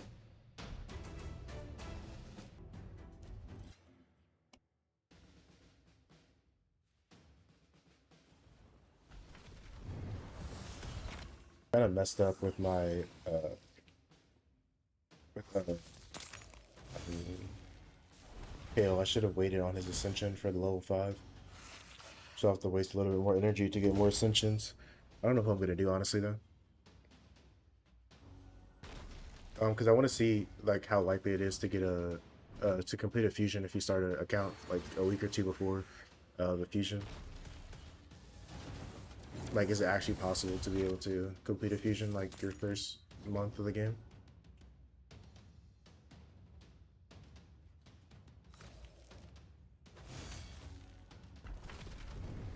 Well, yeah. If the more sacreds and more shards you get early game, I feel like I would like the fusion is really good. So like if you're doing a bad fusion, obviously you can pull like if you know like the fusion outcome is gonna be a bad fusion, you can obviously pull your shards during the 2x's. Oh, completely free to play. I didn't get the Thor pass either. I got the arrow pass. I'm not re-rolling to get a different pass. I just got whatever pass it was. But yeah, I would definitely recommend if you like the more shards you get early on. Like I think day 2 is voids, day 3 is ancient shards. So however many shards you get, you can pull those during those 2x's. But after that, if there's no 2x, like after the sacreds 2x is done, I wouldn't pull the sacreds until a fusion. Yeah, I mean, we'll still play the account afterwards. Because obviously, like once, like at the very beginning, free to play is like you have a lot of things to do. But once you, there's like a time in between where like you're like levels, it's like level 35 to like level 45. No, actually, like level like I think it's like level 40 until like level 52 or 55 is where like the game really slows down because you don't really have any energy because you don't have like Curse City open. You're kind of struggling in Doom Tower. Um, you are also struggling. You don't have a what's it called? What's the other? You don't have Grim Forest open either, so you're kind of struggling to get energy and stuff to be able to play the game daily. I mean, obviously you have your daily energy, but outside of that, like you don't get the free energy from other places. But I think currently we're level 28, so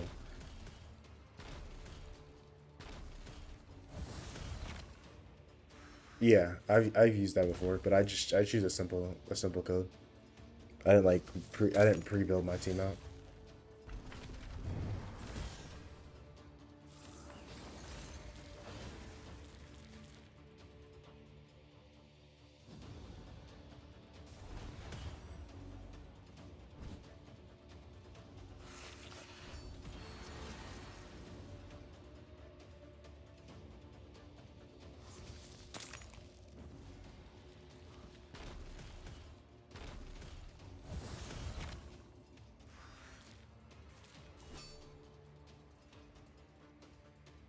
Yeah, I know there is a link. There is a link for him. I just wanted to get Creed in as well, make it it's a little bit more difficult. I mean, Tagore makes it easier, but I like the CC better.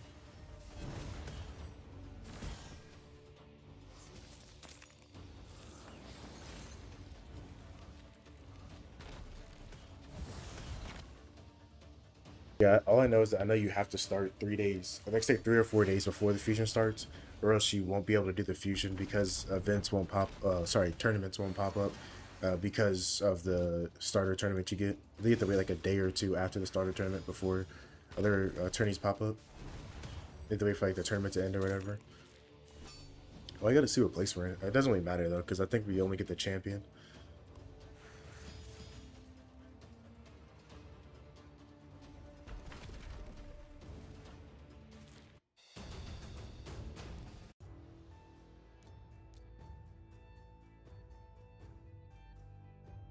First place. But oh, we get a ancient shard. But the gems will probably be better. But we'll see.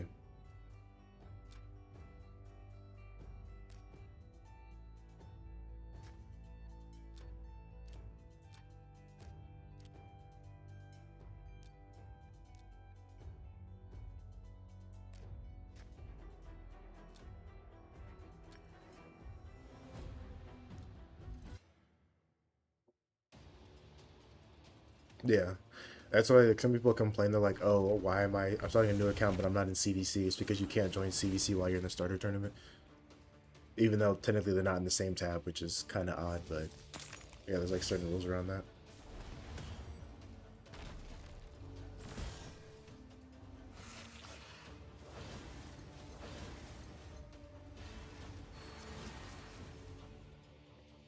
But also now is a good time to do it as well because you'll be able to get some good rewards from the hero's path as well.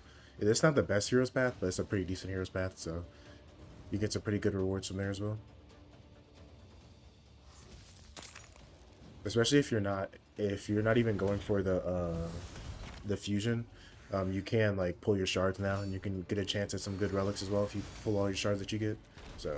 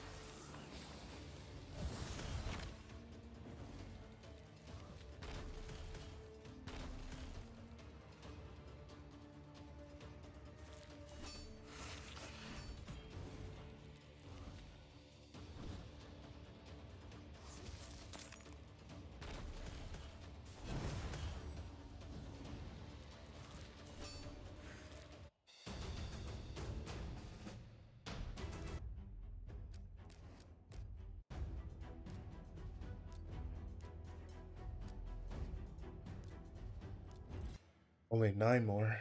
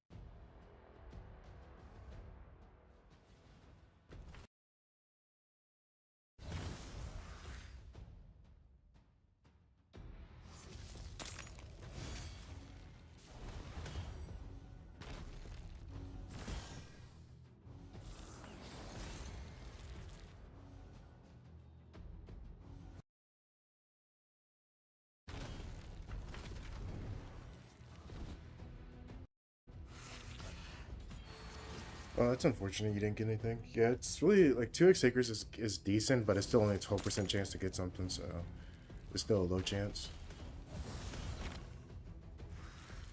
Yeah, I have a feeling we're not gonna get anything good from the pulls, but we'll see. I mean, it'll be pretty realistic if we don't get anything good. So we'll just show the free-to-play struggles early game.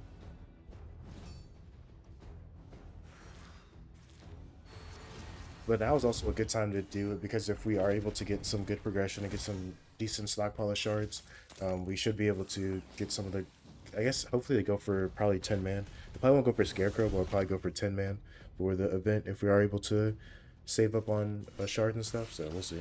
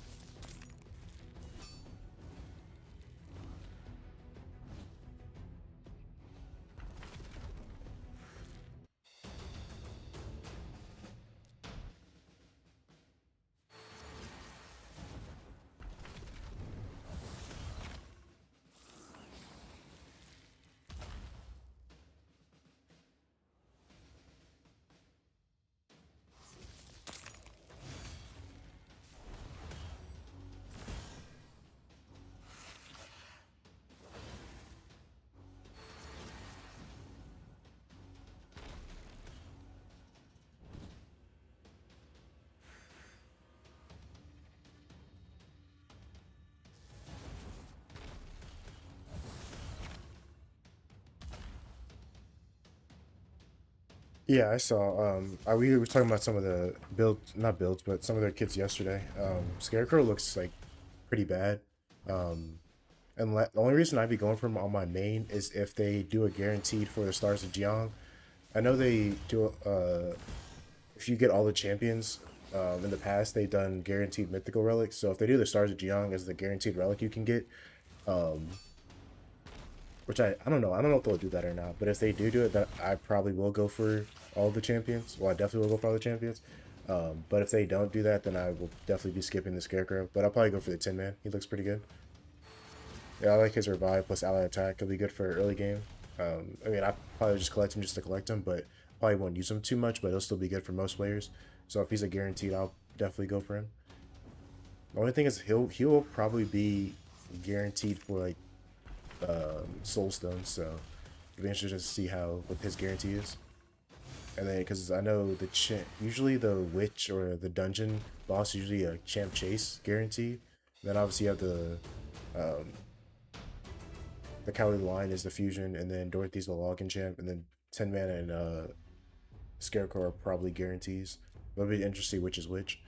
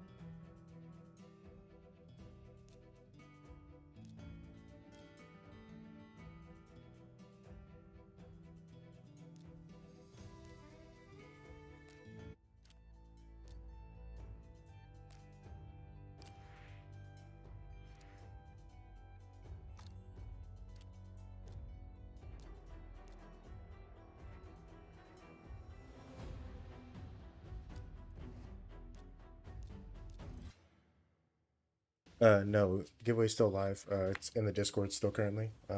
Let's see how many hours are left on it currently. It has 7 hours left. Currently has 83 entries. Also have the Cheshire Cat and Illustrate account also available. Well, two of them also available in the Discord.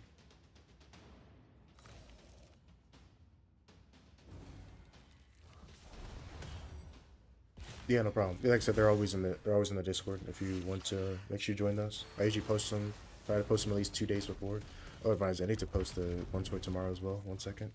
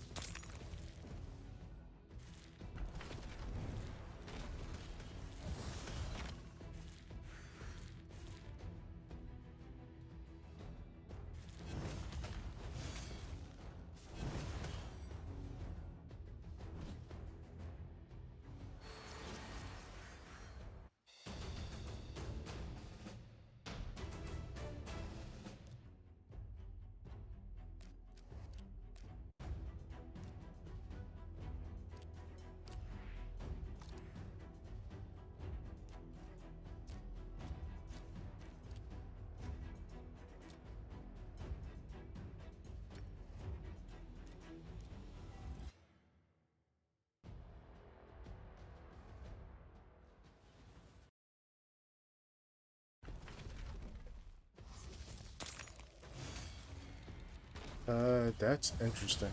I don't know why. You said and you cleared your cache, you deleted raid. Yo, what's up, Bryce? How's it going? Welcome in.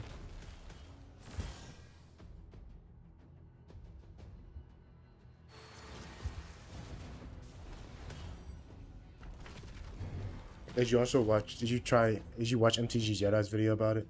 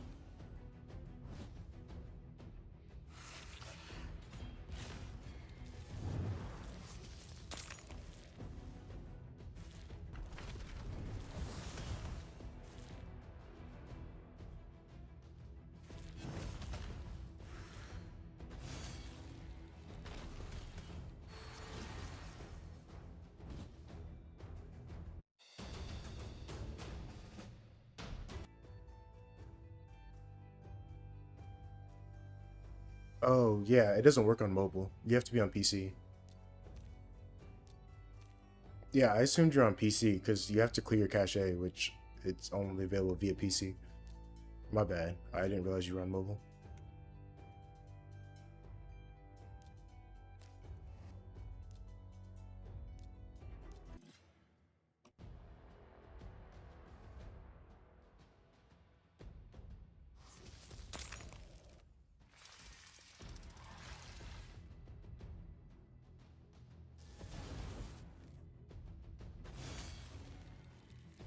Glack.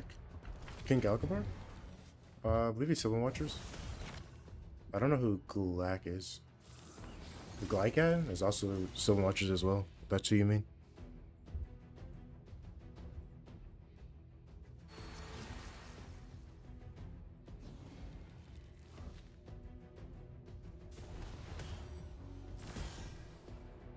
No, I don't think it'll work either.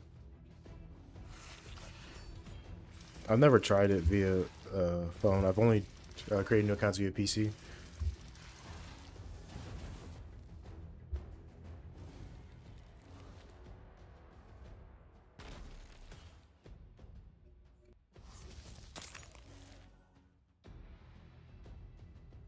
Who's King Falconer?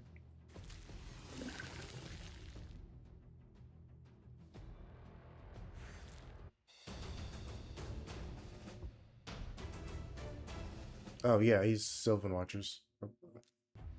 Let me double check. He's Sylvan Watchers, right? Yeah, he's Sylvan Watchers.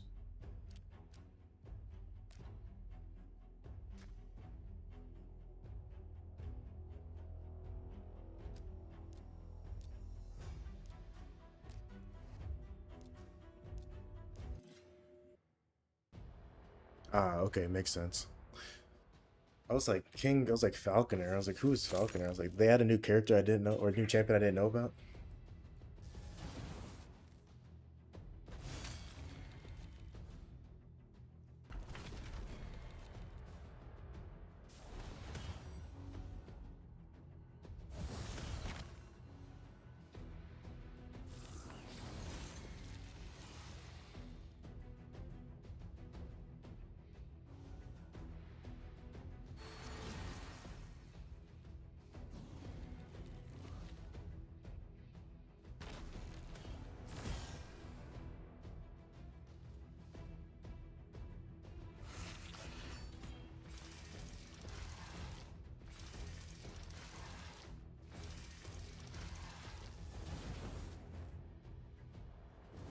Yeah, he's a great start. Very much a hard carry, kind of like Pelops.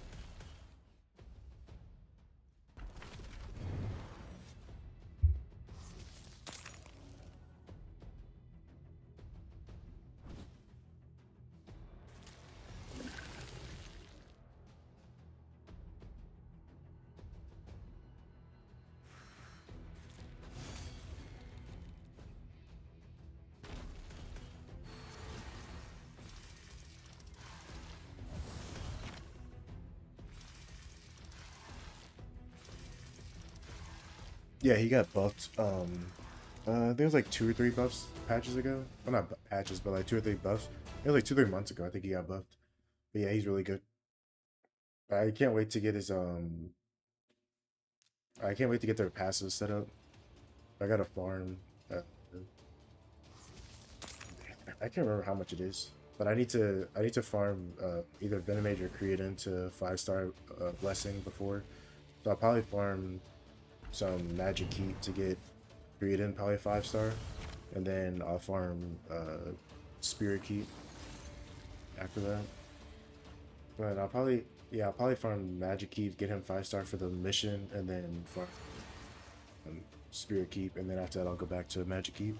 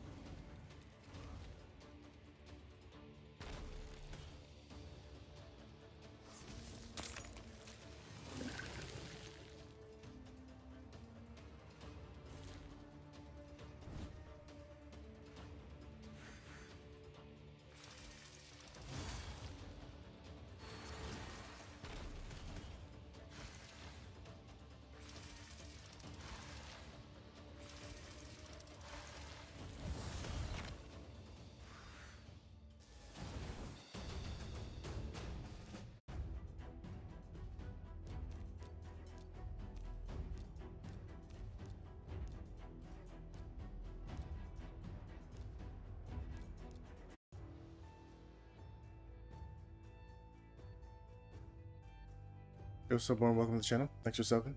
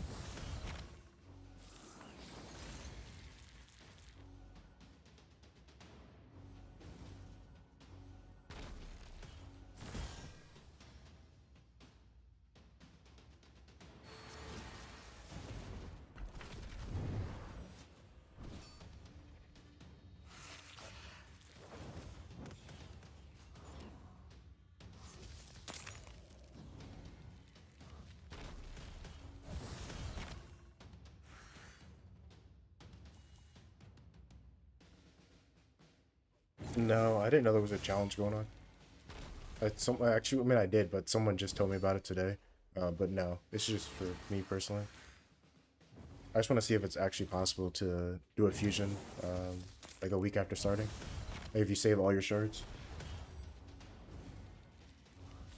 Also, I also wanted to like consistently do a free-to-play challenge. So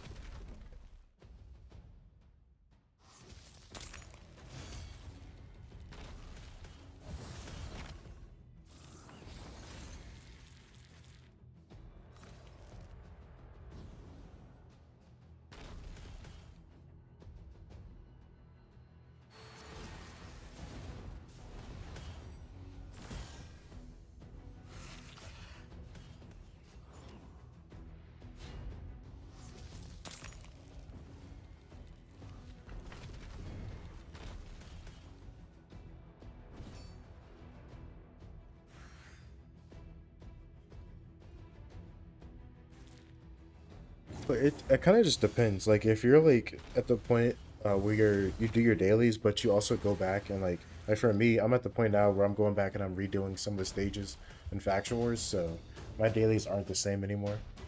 Um, or like you're also leveling up gear, building out new champions, or rebuilding champions, stuff like that. Like that is where it's more fun later game. But at some point, I'm gonna get stuck. I mean, I'm already not really getting stuck, but like you're gonna run out of energy, and so that's when early game slows down a lot more. But I think that'll probably be like probably in 2 days, like day four probably is probably when I'll run into that issue. Because I think I'm like halfway through the Arbiter, Call of Arbiter gold. I mean, not gold, energy, and then I think I have a little bit more energy as well some other places, but we'll see. I'm gonna try not to spend gems on energy and just wait till tomorrow or the next day to use energy that I get for free instead of just buying it with gems until I get to level 60. Cause like there's really no rush really.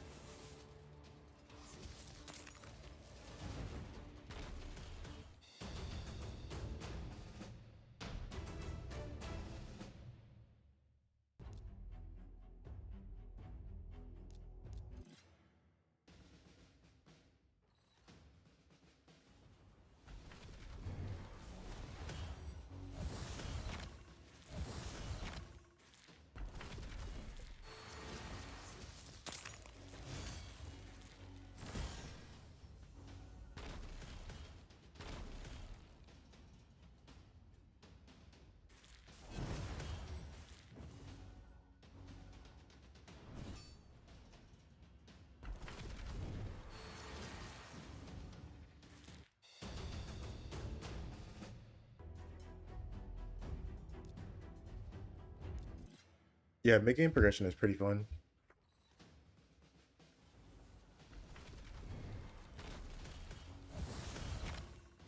Wait, which champ did you get? To be able.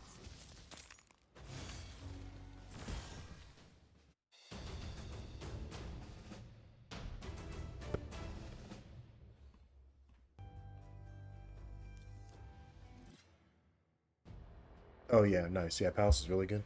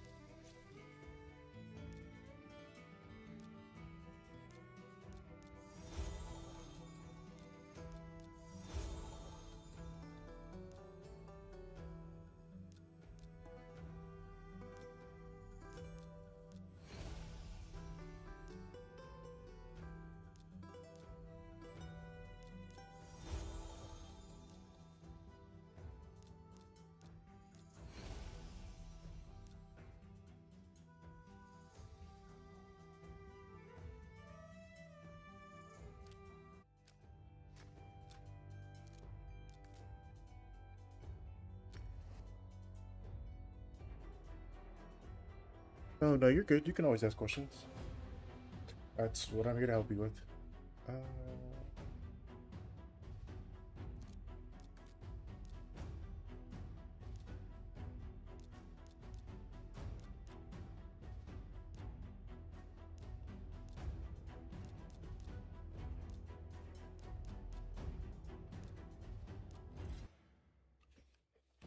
Uh, Donatello is better than Leonardo for PV for both. Reset cable, like if you build a, I mean this is more a later game, but yeah, Donatello's way better. Leonardo was like good, but he really needs the turtles to be way better. Donatello was good without the turtles.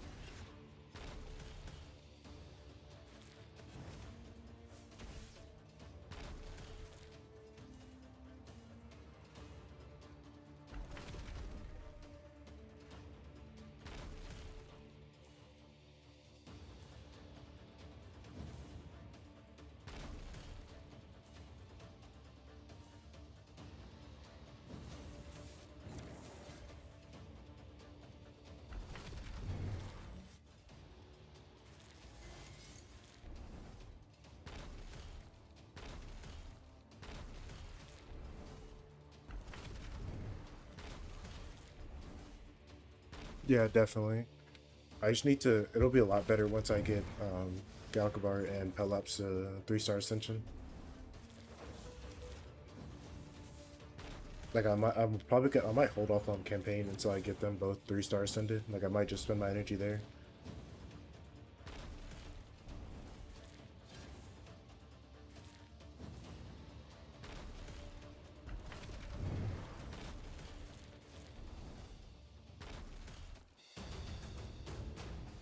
Like I'm gonna get Cretan the 5-star Ascended real quick, and then I'm gonna get probably Galkabar and then Pelops after that. I'm gonna probably do some arena in between.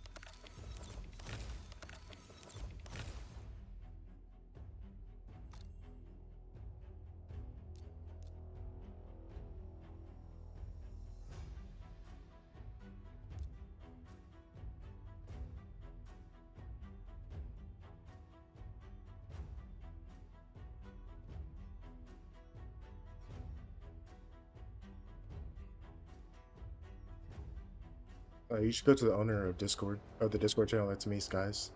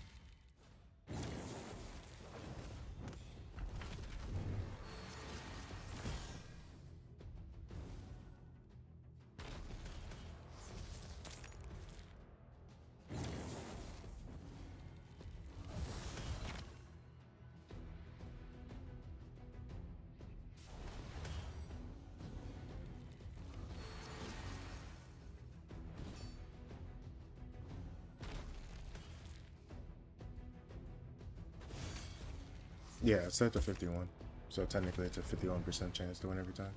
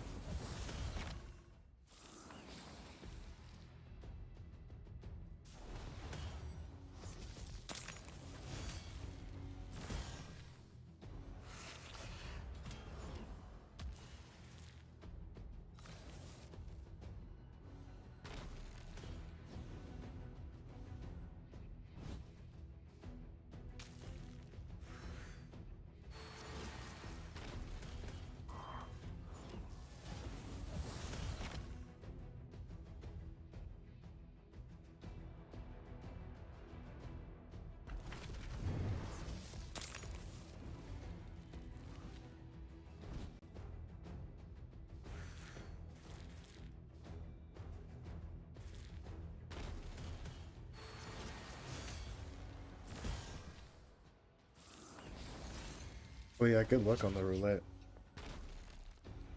You don't have to bet if you don't want to, but they enjoy betting, so that's why they do it.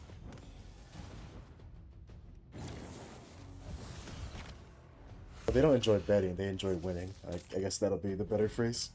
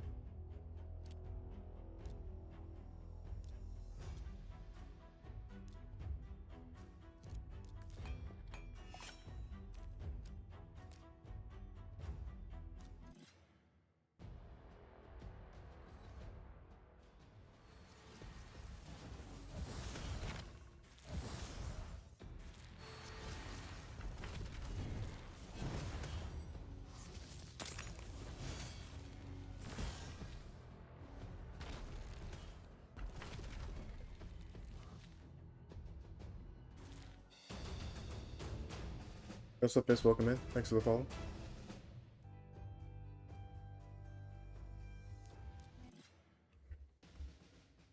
If you have any questions about Rig, just let me know. I'm more than happy to help.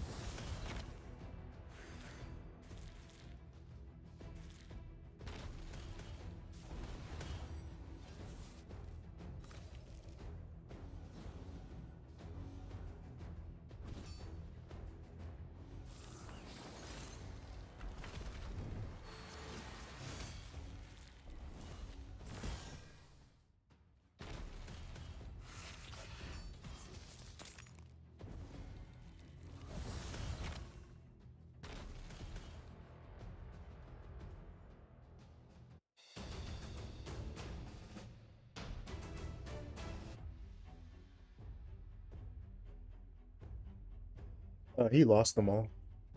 He went all in a gamble. He had like 25K or something. That's like 3 losses in a row. Then he went all in and lost all his points.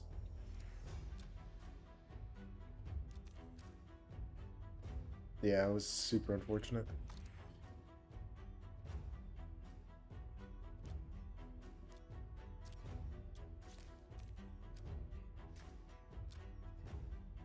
Yeah, I forget who. I know Tech is in second place, but I forget who's in first. I think it might be Akazo might be in first.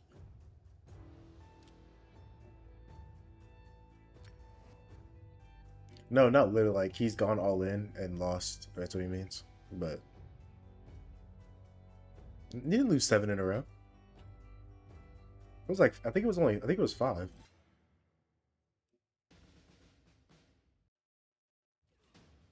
Oh, it's Joe's in first.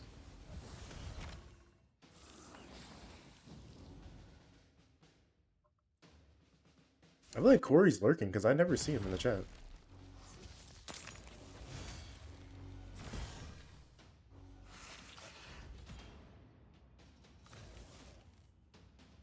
Oh well, then that's super unfortunate.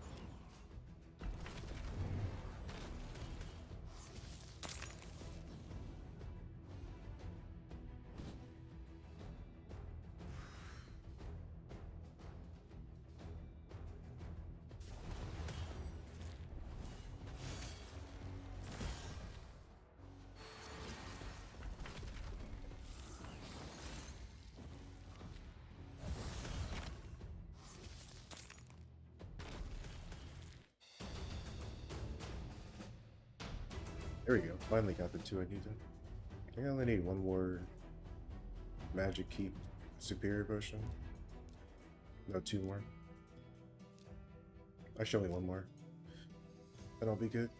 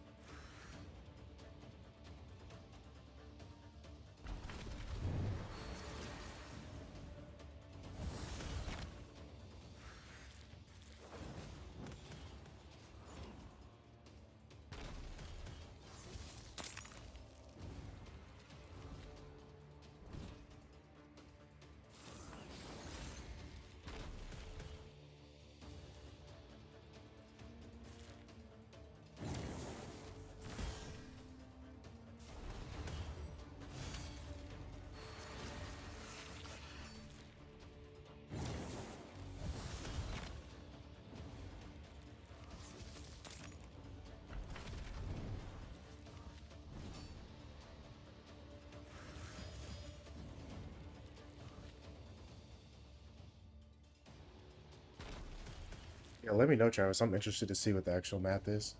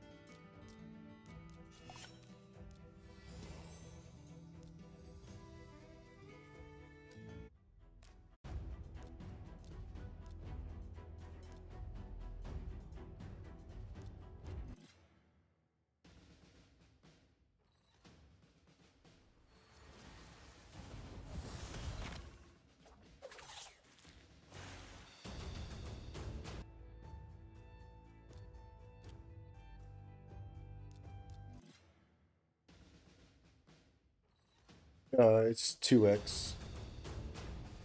So is it 20 points per 5 minutes, I think?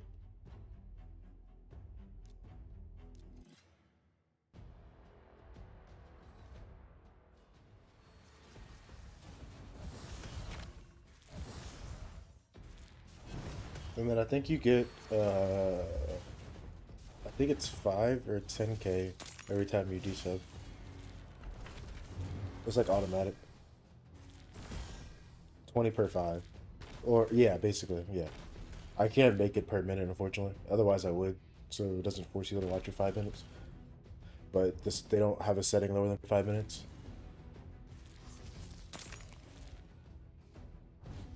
Oh, yeah, math, yeah.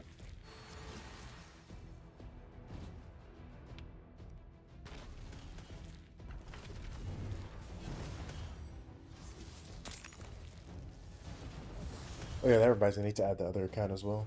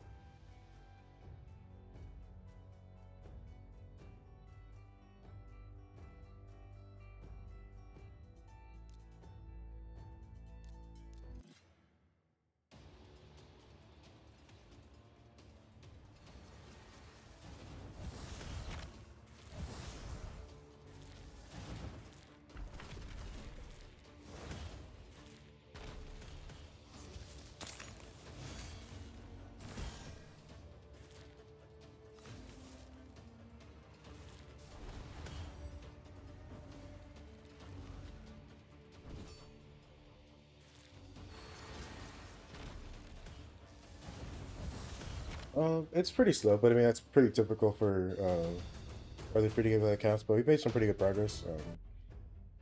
We haven't really gone for like champion training yet, but we're pretty decent into the Arbiter missions. We're about halfway to the Sacred Shard, so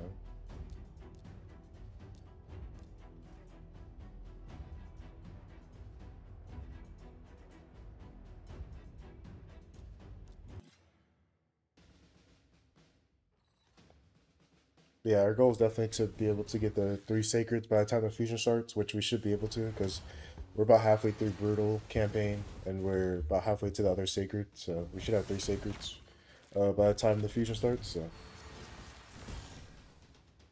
we haven't really pushed much in Clan Boss yet. I'm waiting to get to level 30 before we push Clan Boss so I can set up uh, the presets.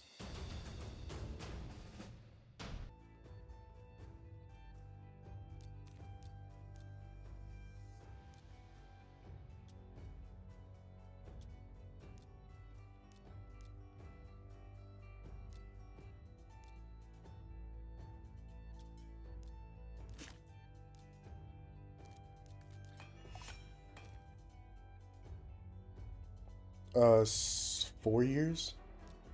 In some of my previous lives, you'll see my main account. I don't know if I'll play it today or not. I probably won't have time, just because I want to make sure I get as far as this kind as possible. But I'm playing for 4 years. But my account is way past playing for 4 years because I've spent a lot of money on it. So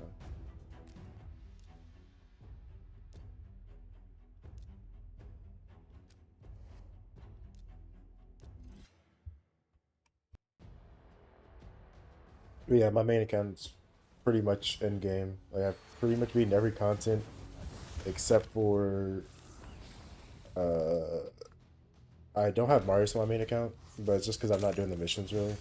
I'm pretty bad at doing the missions on my main. Because I usually the issue was I don't really farm like hard mode dungeons during tournaments, which was why I didn't get like the mythical relics, I mean mythical artifacts. So that was the issue.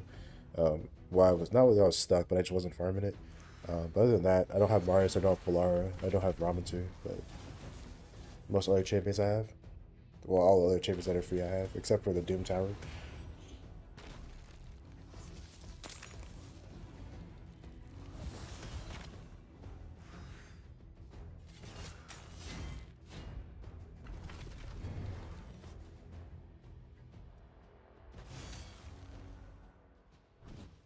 Nice, congrats. Are you a person that does all the fusions mostly? But I feel like over the if you've been a free to play and you've like started like at the beginning of the year, like your champion, I feel like over the past year has like been a lot better than most years. I wouldn't say the login champs have been the best, but the fusions have been amazing this year.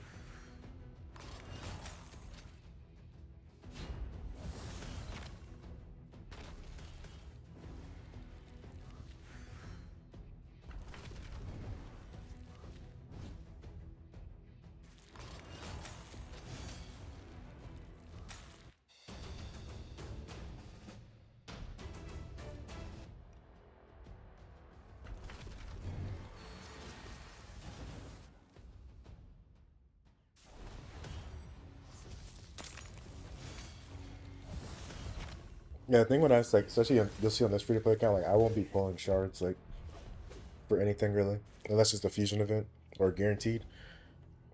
Just because like if you start pulling outside of fusions or guaranteed events, you'll miss out on a lot of good champs. Just because you don't spend money, so you don't are able to recoup the shards and stuff back. But once you get like late game, like you're doing live arena, you're getting your four primal shards, you're getting your primal shards from Hydra, you're getting your remnant summon stuff like that. You're able to like do some events outside of guarantees, but until then it's pretty hard. But yeah, getting Ultra Nightmare team consistently is pretty difficult. Either you have to get lucky through brute force damage, or you have to get unkillable champs. But I don't know. We'll probably try to get to brutal by the time the campaign starts next week. I mean the well, not campaign, but the fusion. That way we can try to at least get some shards.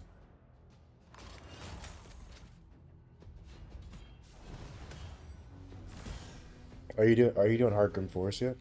Or at least At least trying out Hard Force. That'll be probably your best way to get it. I know Curse City can be pretty difficult.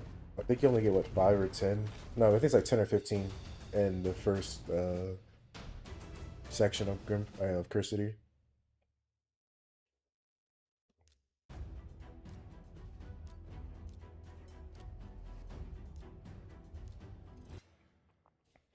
Wait, I think I'm actually going to buy the channel points for YouTube. I'll probably make a post about it in the Discord later, but we're gonna add that to the stream so people watching YouTube can have the opportunity to get takeovers as well. Well, and reviews.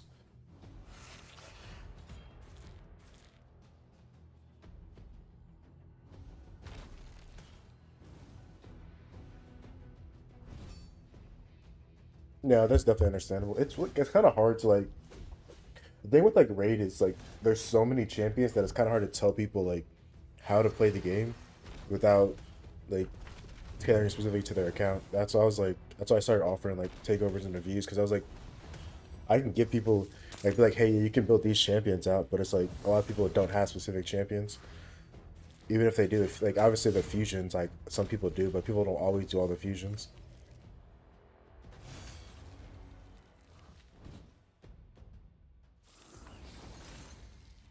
But I feel like after like a year of free to play, is when you're not too worried about like struggling in certain areas of the game. It's just about like min maxing.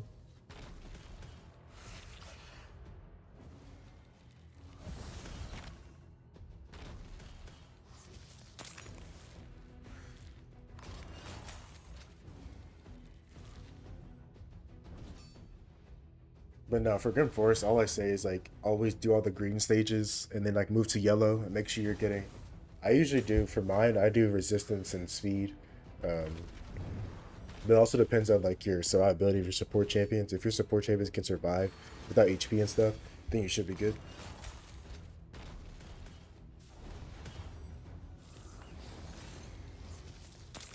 I would definitely say like making sure you're. Are you doing Dark Faith's rotation? Are you doing Hard Doom Tower? You should be definitely be doing at least get to level 40 if you can for Doom Tower to be able to get some good lethal gear. I remind you, I need to do my rotation of Dark Fae. I need to do my Doom Tower. Actually, no, I don't have Doom Tower open. Um, but yeah, I would try to get as high as you can in Doom Tower if you're not already clearing one stage 120, or if you can get to 120. I'd make sure you're doing that for lethal gear. Um, if you're not already, and if you can try to get to gold one not live arena, gold one 3v3 for getting the free sacred shard since you're free to play, that definitely helps in staying in gold. Um, I would definitely do live arena. Even if you don't like live arena, you don't like PvP that much, my recommendation for people is always do your 10 battles daily. If you don't like it, just leave your 3 battles in a row and then fight the bot and then do the same thing over until your 10 battles are done. So you're usually guaranteed about 3 wins a day. So you can get the free 50 energy as well as the free 20, what's it called? 20 multi battles. You can also get I don't know if you get the free primal shard every month because you get 3 wins a day. It's 90 wins. So you should get about close to 3 primal shards a month, 3 free primals a month just from doing that as well. And it takes about probably like maybe 10-15 minutes to knock all 10 battles out.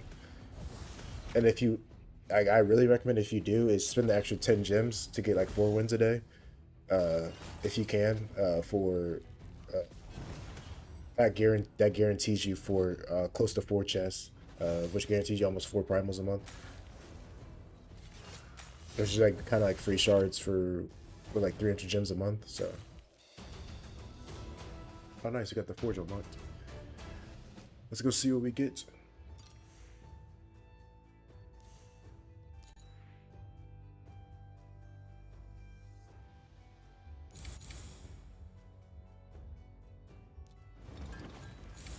Sweet, not bad.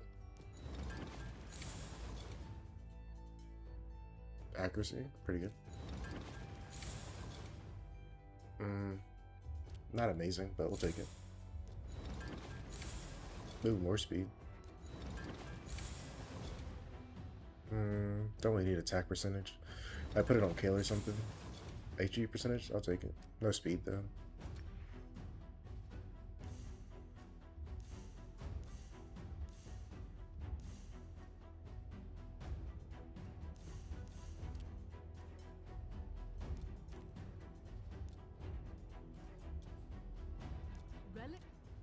relic.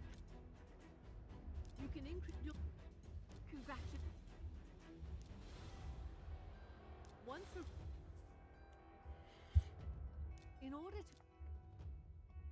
You're gold 1 in classic. congratulate You should, if you're in gold 1, you should be in gold 5 or gold 4 at the minimum. gemstone. You can learn more. Congratulations.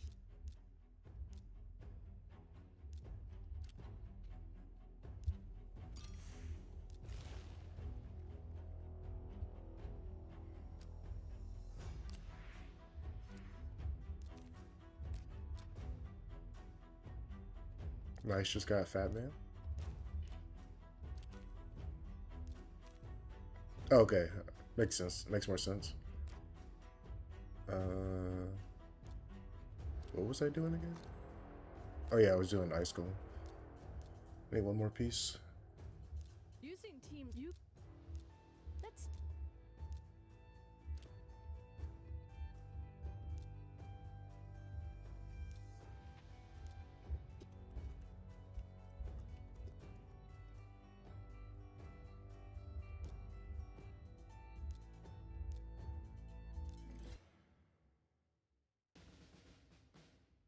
Okay, nice. Yeah, you're farming dark pay. I would say, are you doing hard mode? Are you doing hard mode faction wars yet? I would make sure you're always doing hard mode faction wars. Um, those glyphs will definitely help out as well. Making sure, are you doing all your, like, how often do you play raid? Like, do you do all your dailies? Like, I'll use all your keys and everything. Do you do all of Grim Forest, all of Curse City? No, you don't. Okay. I would say if you can, even if it's like skipping out on some things. I'm guessing you don't have Lydia yet then. So my strategy for getting Lydia is understanding like the champions you have. So like what champions do you have in the factions that you are struggling with, and making sure you're building out presets for champions that are. So like if you have like a two you have two epic champions. The one is a really good reviver, one's a really good damage dealer, but make a preset for your best damage gear for that champion. But specifically, you should be making a preset for your best attack nuker, best defense nuker, and best HP nuker, and have that as a global preset. And then whenever that faction crypt comes up, see how far you can go with those two champions. Obviously, have food champions as well, so that you can climb up and get as many stars as you can with just those two champions. Um, if you have better gear, you can even go even higher. Um, I was on the wrong stage. You can go even higher if you have like at least two champions that are 6-star ascended with 6-star masteries. Um, and then since you are 7 months in, you should have some stone skin. So if you can, I would put like 6 pieces of stone skin on the rest of the champions that will make them super slow, so that they don't die. And that way, if you get to the end of the stage, you have all your champions alive, or maybe you have to revive them at the end because you overlap the stone skin. But that way, it'll keep your champions alive so you can get the 3-star. Sometimes about the 3-star is just about cheesing your way to the end and then reviving your champions right before the boss dies or right before the round ends. But yeah, I'll add the since you do watch on YouTube, I'll add the channel points after the stream ends. I'll go ahead and set it up so you can start earning points to account review or account takeover if you would like. Yeah, super smart. Yeah, that's what I did when I first started. But this is years ago. Um, when I did my, and I wasn't free to play, but I had some factions that I was struggling with. That's what I did to cheese it.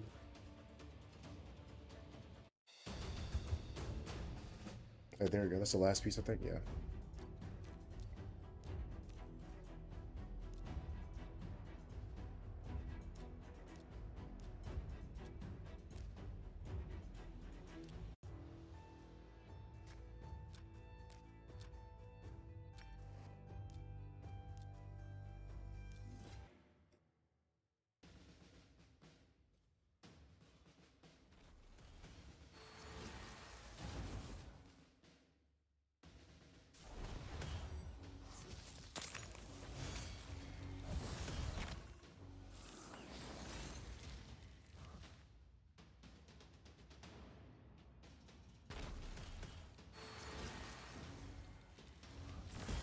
Yeah, Tagore is a hard carry for orcs, especially if you don't have Khmer.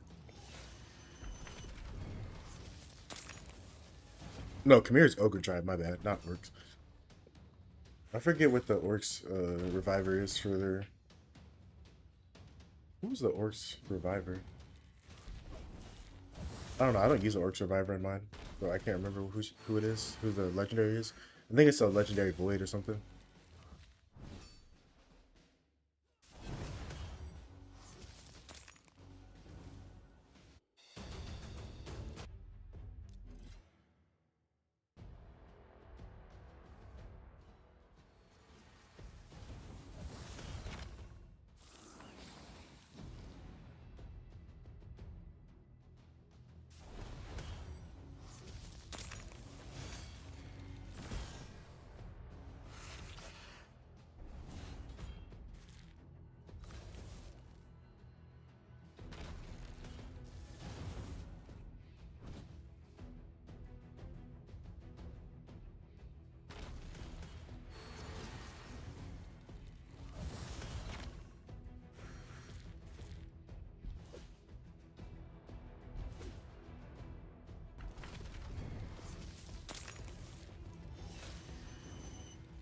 Yes, it is Raka. Yeah, I do use Raka in my main. But yeah, that's the champion I use instead of Tagore.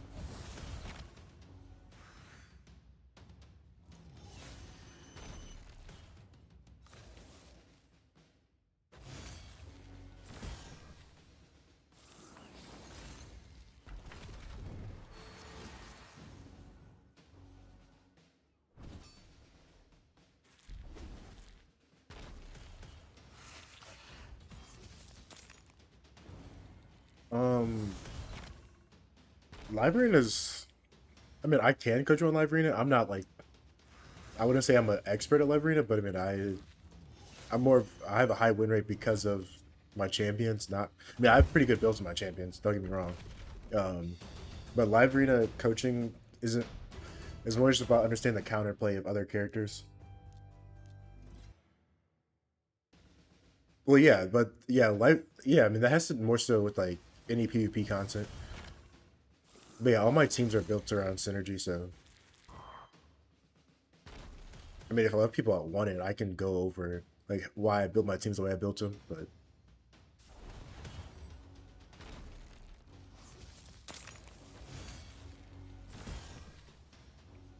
I could probably go over it after this. I need to make sure I'm out of energy. Well, like, we'll take a break from the free to play, get some more energy, and then we'll go over to the main real quick.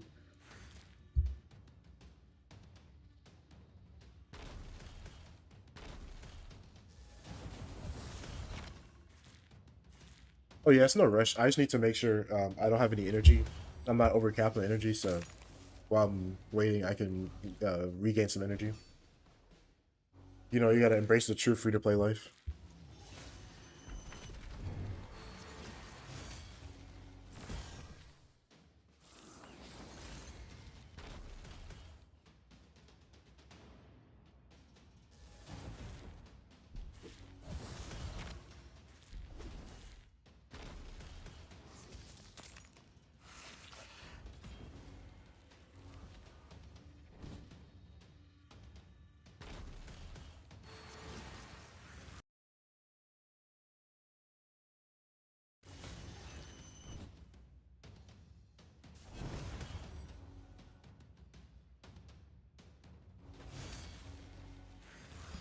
Welcome home.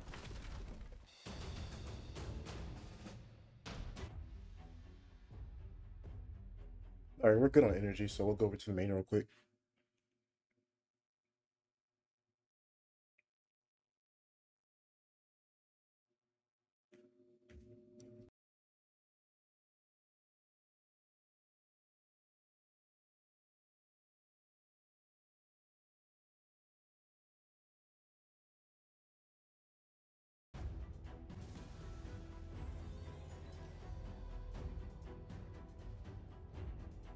I bought my masteries for Pelops and Galkabar, but I'm farming the rest of the masteries.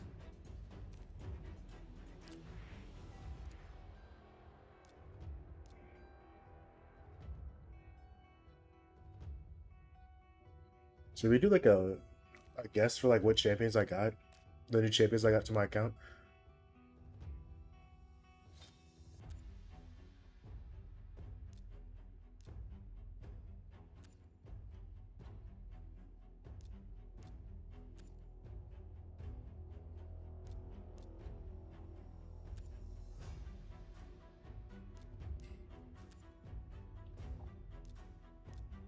All right, 1 second. Let me make a poll real quick.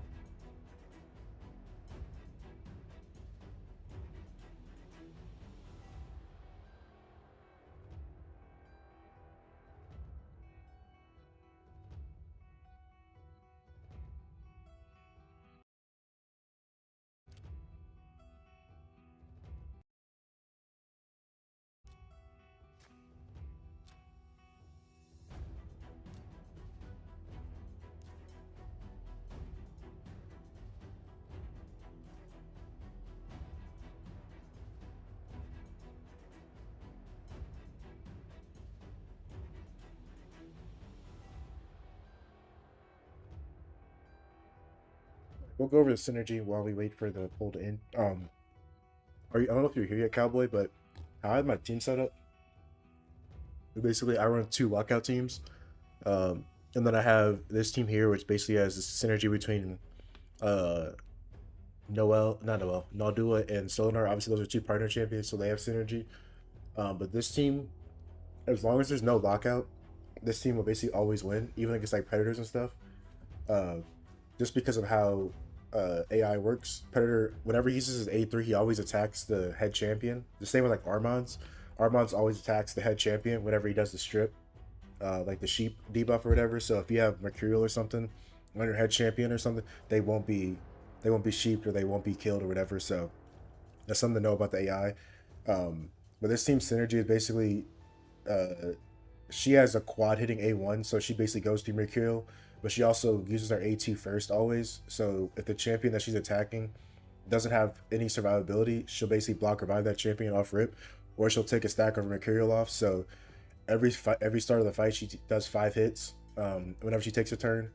But I always run this team against heavy debuff teams, so like a Nell, a Tormund team, a team that runs like decreased defense weaken, stuff like that. I will run this Naldua Solinar team against them. Also, any team that has a lot of healing, I also run against them because Naldua, her passive, whenever sorry, Naldua and Solinar. Solinar's passive is whenever enemies heal, he cancels the heal, so they take 0 healing. He gets the healing instead. And if Naldua's on the same team, they take pure damage based on how much healing they get. So basically, he's a counteracting any heals. So like if I see a Galathir or Theodosia or a Mavara, basically that team can't heal because of Solinar being on on my team as an ally. I also run against that specifically as well. So that's this team. This team here is basically just a simple lockout team. So my Crixie is the fastest on this team, but I also run my Theodosia if for some reason the other team is faster. So like this team is definitely faster here. But I also have I probably won't go up against this team honestly because my Crixie is probably gonna die when she swaps forms because she's the fastest champ, but she's gonna get locked out by Fabian, so she's gonna swap forms immediately. So that's why I wouldn't run this team against this team because she might actually die. And he also has crushing runes, so he's gonna ignore my defense as well as he's +2, so he's probably gonna one shot my Crixia because she doesn't have any survivability, like no Mercurial, no Stone Skin on her currently. Because usually she's the fastest champ in the on the team, so that's why I have this team running. I also have Rahi here. She goes in with a triple hitting A3 AoE attack after Geralt does her AoE hit for the block. Not block. She does the provoke plus the unkillable and the counterattack. So she has that. So she does one hit against Mercurial, and then Rahi does an AoE of 3 hits. So she usually kills somebody on this AoE 3 hits, or she basically knocks out all the Mercurial stacks. So that's free. And then I have my Theta just set up to always cleanse and prioritize their revive. So that's the synergy of this team. So basically just pure, it's just lockout and then survivability, and then making sure I'm getting her the Mercurial stacks with Rahi, if not killing the champion. Also she has if she gets locked out, she does have an A1 that does do a double hit, as well as she gets extra turn if she kills somebody. So that also works well, as well as Geralt. She's prioritized to open up with her her A2 with the counterattack. And she swaps to her second form, so whenever she's attacked, she counterattacks the AoE hit. So it helps get her Mercurial stacks as well. This team, I go up against very buff heavy teams. So like a Mavara, it works really well. Selena is obviously a counter of this team. Rahi doesn't really counter because she self buffs as well. Basically, he'll lock out because he's one of my fastest champions on my account. Galathir will do the cleanse plus block debuffs. She usually cuts in front of my Nice, even though she's slower, because usually they either turn meter boost, heal, or either turn meter boost or heal. So she'll place poisons to give her a 5% turn meter increase for every poison she places. So usually she cuts in front of Nice, and she opens up with her strip. So if there's any champions in Stone Skin or any Mercurial stacks removed or whatever, unfortunately this kind of counter acts because you should be opening up with the AoE hit, but I want to activate the poisons if there are any champions that aren't in Stone Skin or in Mercurial, so or even have a chance to remove any debuffs or sorry any buffs that they have. And then obviously I also then follow up with Nice with his A2, which is a AoE hit. So that's how I have my team set up. But I wouldn't go up against this team because of the Marius. Um,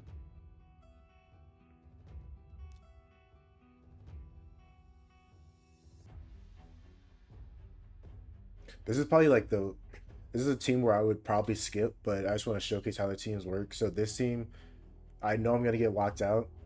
I mean, I might have a chance to go first, but he has the better intimidating presence, so I'm probably gonna go second. So we'll see if my Crixia survives or not. If she doesn't survive, we'll probably lose, but we'll see how it goes. And then this team, even though they do have Marichka, my Nell is probably gonna strip the. Since only the Predator has Lightning Cage, she's probably gonna strip the rest of the buffs from everyone else.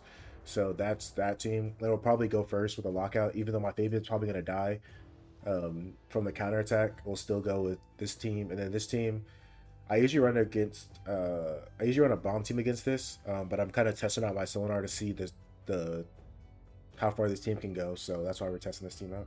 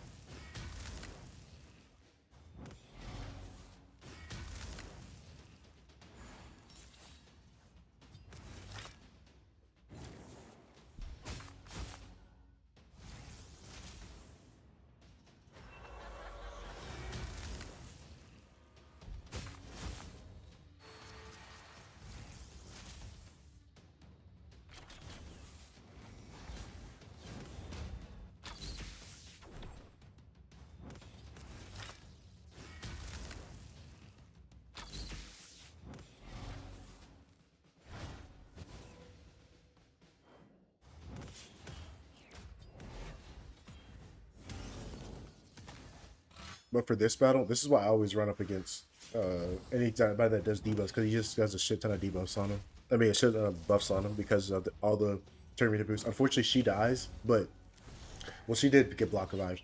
Um, but usually she does. Usually she dies and then gets revived and then kills somebody. And she works really well against Carnage if she gets the kill. If she doesn't get the kill, that's a little unfortunate because she'll die back again.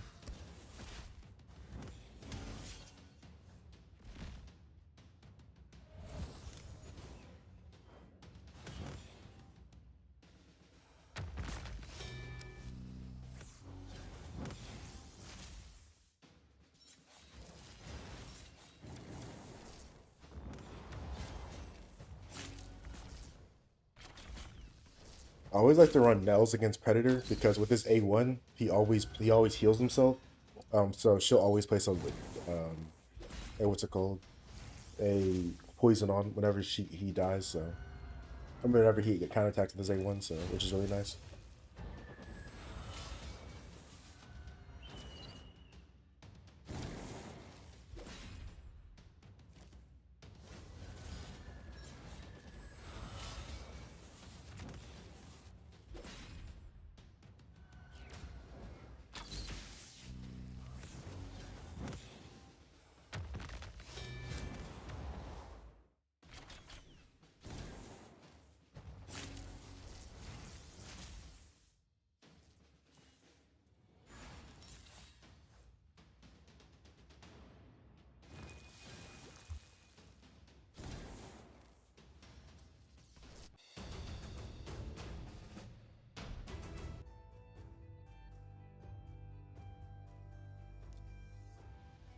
So this team here, um,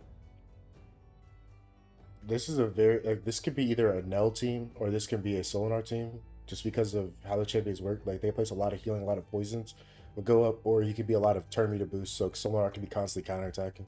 So kind of just depends. But since this team here has lockout, one we want to be faster than them. So and Solinar doesn't work well against lockout, so obviously we don't want to do this team, and this team obviously had lockout as well. So we don't want to do this team, so that's why Solinar's going to go down here, and this team here, even though it wouldn't be the best. She does do healing plus not healing. She does do uh, block debuffs, which is a chance for Nell to place poisons as well as shield, and then he also heals himself.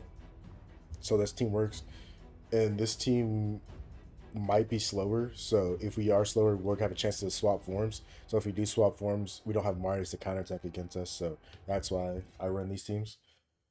But like it's just like how you like you can't talk about synergy unless like you know what's on people's accounts. So it's like you have to understand the champions on your account before you do the synergy.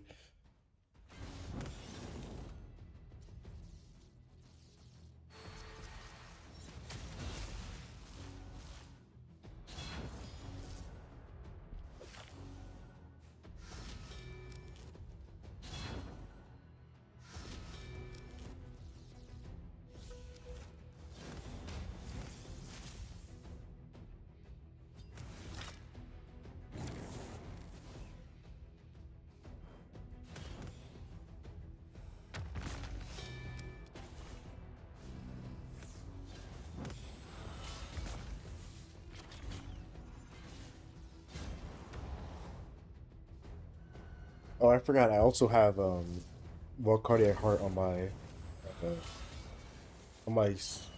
Galathir. So whenever, even though it's a more of a Ghost second team, I do have Fabian a chance to lock out, but they do take damage from the Cardiac Heart. So that's why the Marius died there.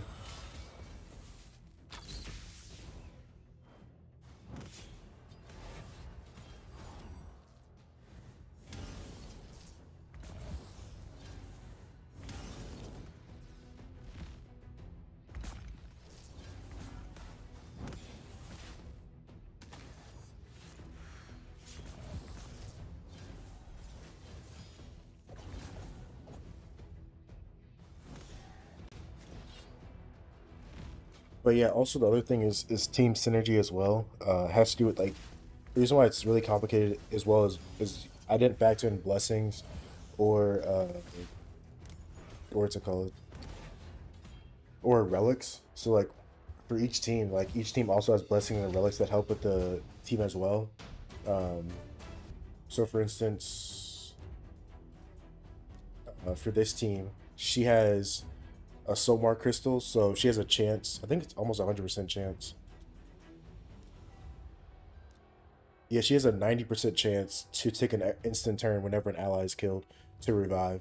So that's also another aspect, as well as the fact that she has a 6-star life harvest, so she gets turn meter whenever an enemy is revived, as well as destroys her max HP. So it helps her take another turn as well. She has life harvest as well to get back to her turn, as well as I have covetous passion on her, so she has more ignore defense as well built into her kit. So I can basically ignore almost 100% defense with the shatter buff as well, um, with both our kills.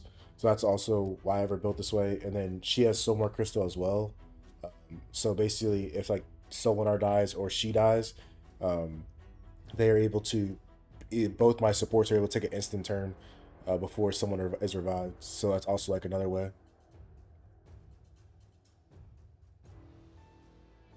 Perk Shadow.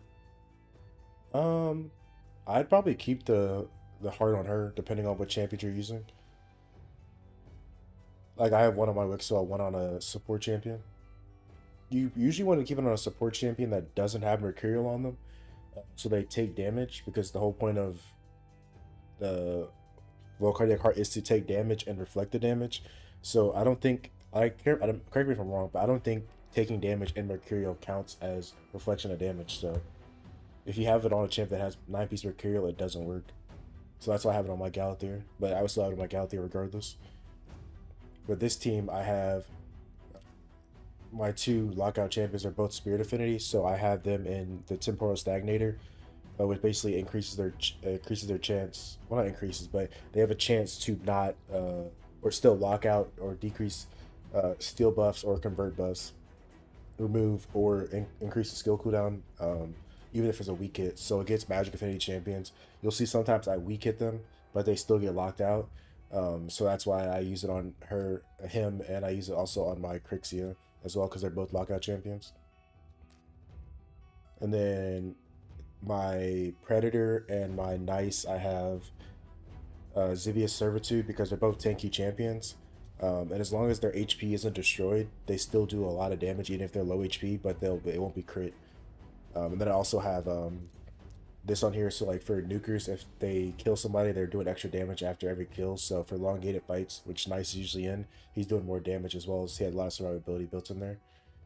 And then my Nell, obviously she has a Rack and Elixir. She has Essence Quencher, because she's a nuker. She has Banus and Trinos, which is one of the relics that you get from the Forge Pass. That you can actually get now for, well, not free, but you can pull shards or uh, what's it called, or do dungeon divers to get it. So I now have two more of these, because that's what I pulled um, yesterday. So I got this from the mythical, unfortunately. So I didn't get a mythical relic, but I got two of these from the two Lego pulls. And then I got these rest of these from the other ones. So I'll have to figure out what champions I want to put that on. Well, I put it on other support champions. I'll put on like my Hilvy or something. We'll see.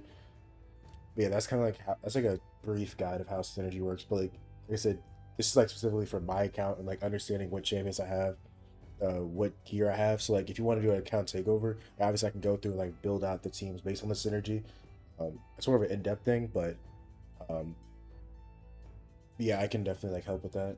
But obviously, like I said, it depends on your account specifically. Like there's a lot that goes into. Like I spent a lot of time like figuring out like what champions work with what relics on my end, like for my account specifically. But like some champions, like there are definitely better relics I can use on certain champions, but it's just like why I use them specifically. So like for my Raglan, like I have Perk Shadow on her.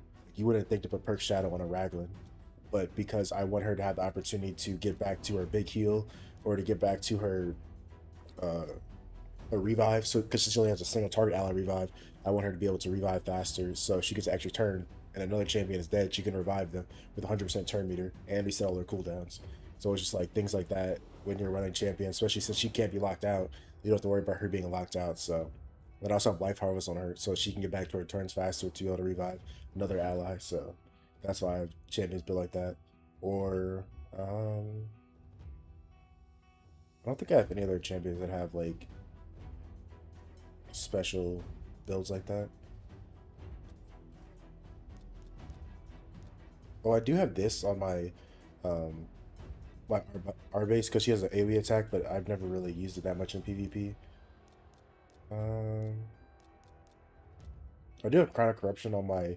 This helps increase her speed, so she's one of my faster nukers on my account as well as she does more damage. But this also, there's a reason why I have this on my girl, is because the amount of damage that she loses actually is better for her because I want her to take more damage but not die. But she also does more damage when she's weak. So even though she's taking more damage, she also does more damage while she's weak, which is her passive. In her second form, she increases for every 1% of HP loss. She does 1% more damage. So it's like say she's at 99%. She's at 1% health. She does 99% more damage minus the 25% that she loses from the the crown of corruption, but she still has like what 70% damage increase that she does have based on her passive. But she also takes less damage, so she takes 50% or like 49.5% less damage at 1%. But then she that goes down to 30 minus 30% because of she receives 15 more percent. So like this negative effect on the crown of corruption, it while it does negatively affect her, it doesn't affect her as much as most champions because most champions would be doing a whole lot less damage. But it doesn't really apply to Garo because she's doing more damage because she's already weak, which also procs her passive, which also increases her attack and crit damage. So she's already doing more damage there as well. So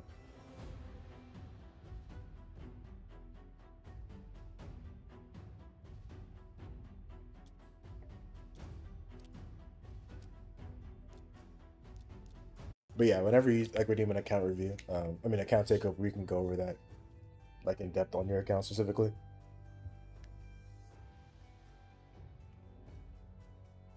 But yeah, I would definitely like if you can like like if there's free relics out there, like or free chances to get relics, I would definitely do them. Like, even if it's just rare relics, like the especially Chimera, like I always make sure you do my Chimera keys every week. Um, the Twitch is 20k Twitch points.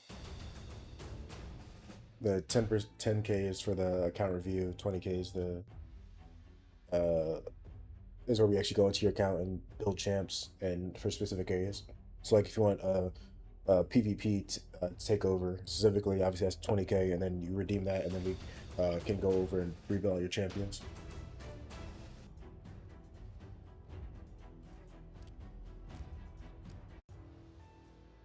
There's no 20k option.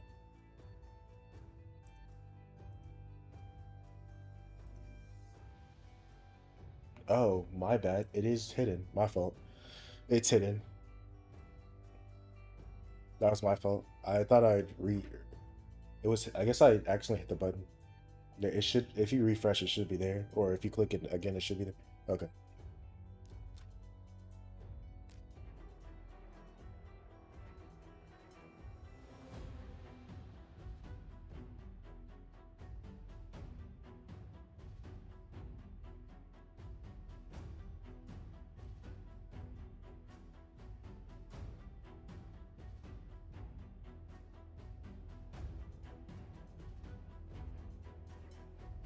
Oh, but yeah, after I mentioned the champions I did get. Um, Unfortunately, I didn't get any good mythicals. I got Heinrich. Unfortunately, that was one of the champions I got. I got Vestiel as well. And I also got a third Fiored. So I got Vestiel, I got Heinrich, I got Fiored, and someone else. And then from the Voids, what did I get from the Voids?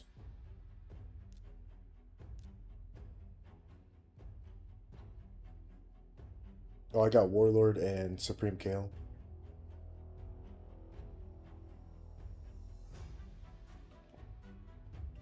Oh yeah, I gotta claim the pull. I don't think anybody picked it right though, unfortunately.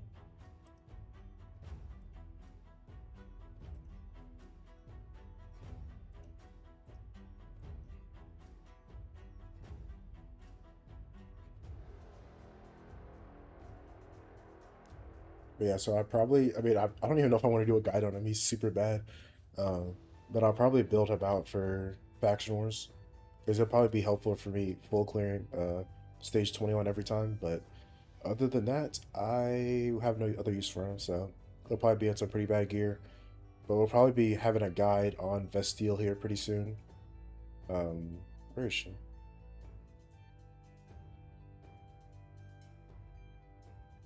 Yeah, probably having a guide on Vestile pretty soon as well as Tormund. No, he's pretty bad. His multipliers aren't that good, and his like he doesn't have any. He doesn't have a speed boost. Like if he had a speed boost, he could be pretty good, but he doesn't have a speed boost. So he might be good for like PVE content, but hopefully he gets a buff. That's why people are rating him bad, so he gets a buff. But yeah, we got him, and we got an extra. Where is he? We got extra Furide.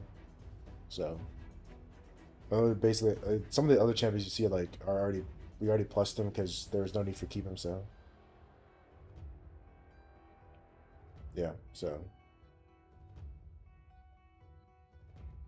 but yeah, so we got Vestiel, we got Heinrich, Furad, and then the other champions we got were these champions.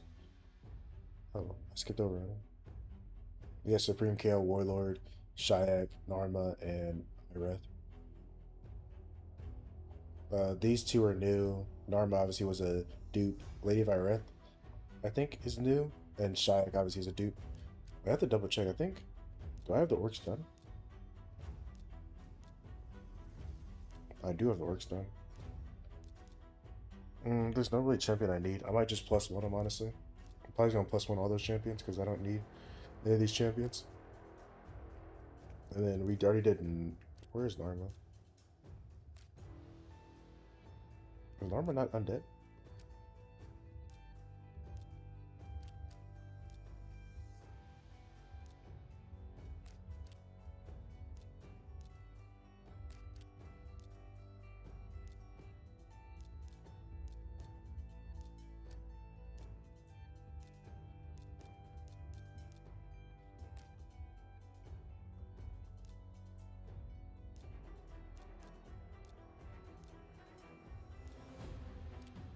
Oh, she's Knight's Revenant. That's right. Yeah. Oh, yeah. We finally have the extra 10 seats for Knight's Revenant. So I'm probably gonna plus one my the Queen of Hearts now. So that's nice.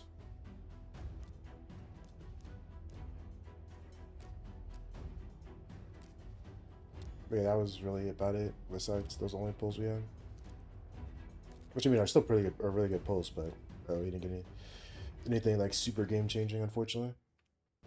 Yeah, that still be pretty cool, but we already have Rahi for uh, Faction Wars, so I don't know. We'll use her at.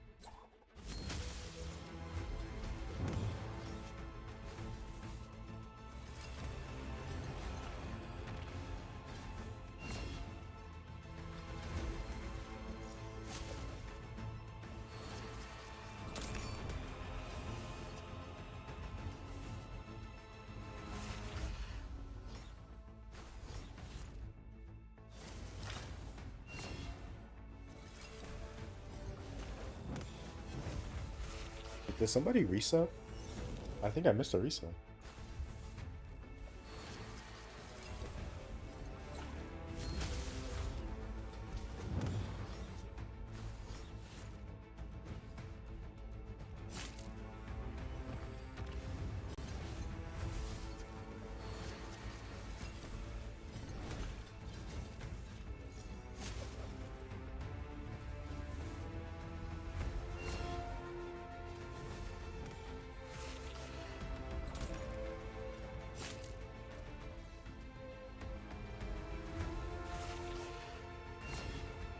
Yeah, somebody subbed, and I guess they didn't sub. They didn't sub in the stream. They subbed, I guess, on my main page. So whoever did it, thank you, much appreciated.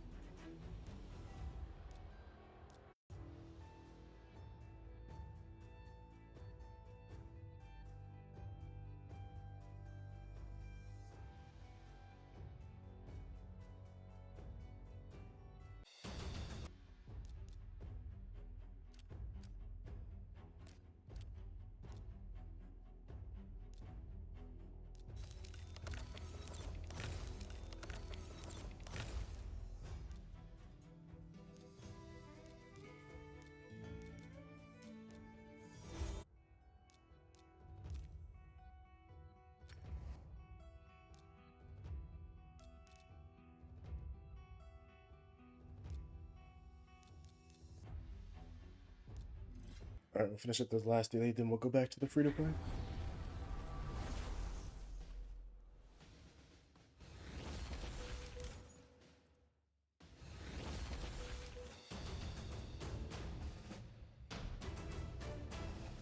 Yeah, that's unfortunate.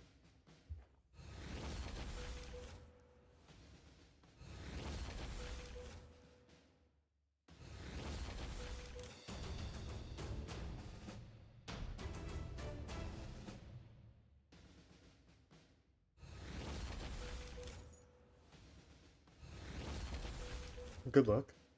We can compare where we get at. Which code are you using? Are you using the same code as me? You probably have a little bit more progression than I will, because I'm not pulling my shards until the fusion event. So I may pull a few shards for the 2x tomorrow. I don't know. We'll see.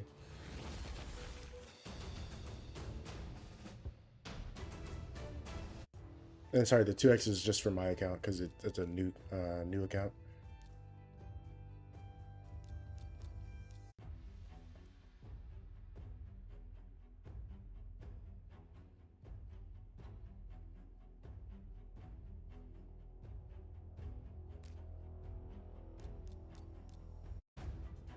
Nice. Well, good luck. Hopefully, if you do pull like early on, hopefully you get some good champions.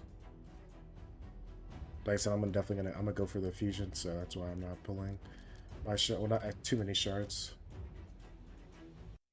Yeah, let's go make some more progression on it.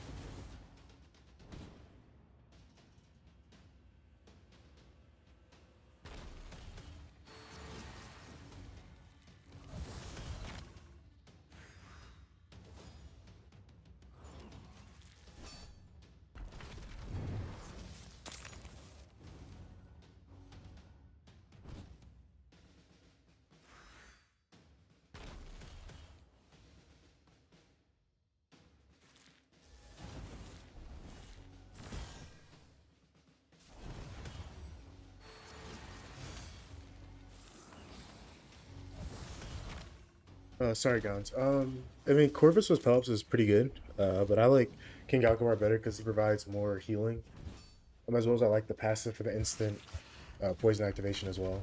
So since I'm running a lot of chance poison for clan boss, specifically Kale, Venom Mage, and King Alkmaar, the poison activation is super nice.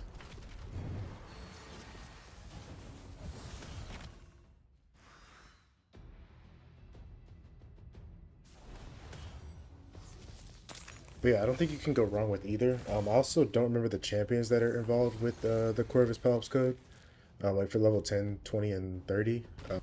But I think the champions I have are a little bit better than that. I like the Fat Man for ally protection. I mean, ally attack, as well as poisons and HP burn. As well as I like Creedin for freeze for crowd control. And then Venom Mage is good for heal reduction, decreased defense, and decreased attack. So that's why I'm running those. That's why I ran this code. Like I said, you really can't like. Obviously, there are champions that are a lot better. Like for clan boss, you definitely need a poison champion. So that's why I ran King Alkmaar. I was thinking King Alkmaar, Narma, and Corvus, but I like the healing a lot better, as well as the shield, as well as poison activation as well. So, and he's not bad to book. Since he recently got buffed, I think he's one of the better champions to run. So that's why I chose this code. But I don't think there's like too much of a difference between like his value instead of Narma or Corvus. I think Corvus is more of a damage, like a pure damage dealer, so I may struggle a little bit in that. But so far, I mean, I've been winning most of my classic arena fights. But as I start pushing a little bit higher, I'll probably have to build someone out for pure damage. But for now, I'm doing pretty well.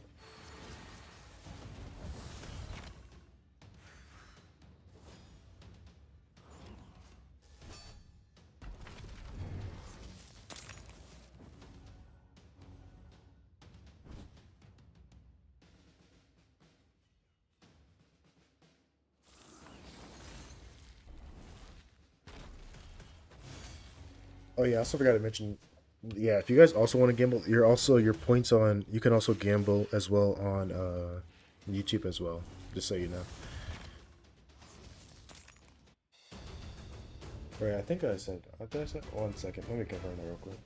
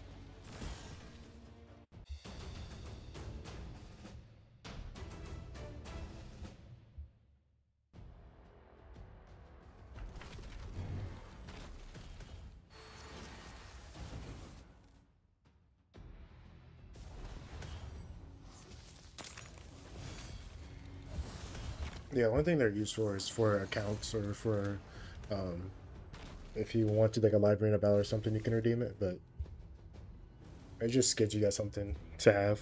But you don't have to redeem it if you don't want to.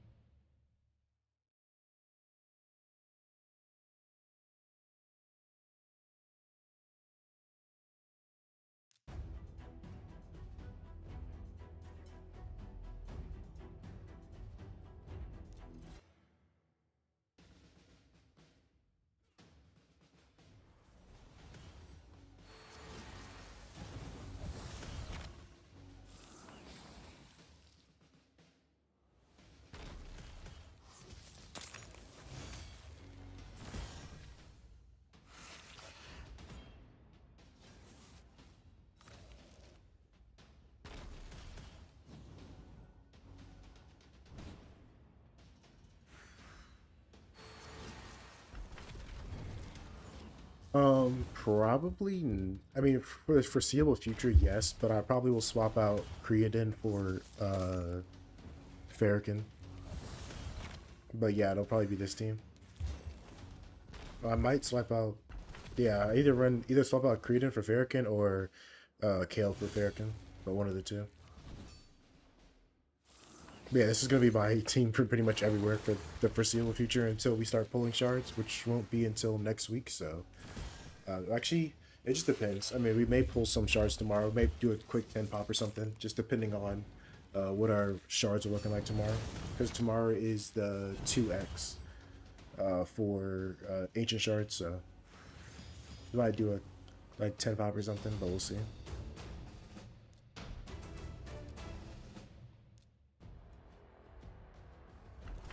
But yeah, like the goal is definitely to be able to do the fusion. So we want to at least be able to do one of the what's it called? One of the summon events because I think we can skip uh, one of the events. One of the what's it called? Um, I think we probably could skip the champ chase probably. Hopefully, so we'll probably try to skip that. So I think with like at least with 3 sacreds and some voids, we should be good to complete the event, and then obviously ancients as well. So. I don't know if we'll be able to 3-key Nightmare. Probably by the end of Fusion, we'll probably be able to 3-key Nightmare, but um, I don't know if we'll be able to do it by the beginning of the Fusion. So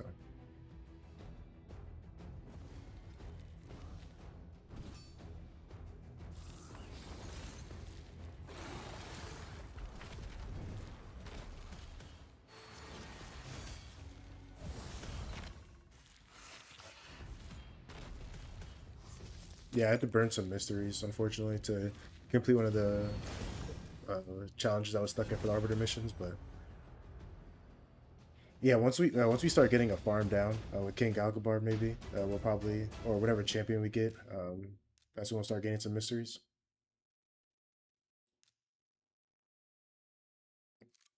Yeah, it's just about the gear and stuff. Like we haven't really rolled gear and all that, so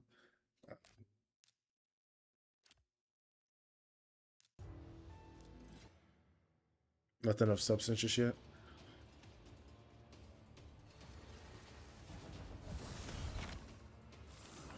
Yeah, I also would need masteries and ascensions and to get him 6 stars, so that'll be an issue as well. And they'll probably run into energy crunch pretty soon. Well, we do have like what 600 more energy in the clan shop, so I have to see what other clan relics or not relics, what other quests I can do to get that as much energy as possible. So yeah, well, I mean we have the masteries for Pelops and King Galkabar already bought, but we have to do. Yeah, we might be able to do those two honestly, and so we might be able to solo it, but we'll see.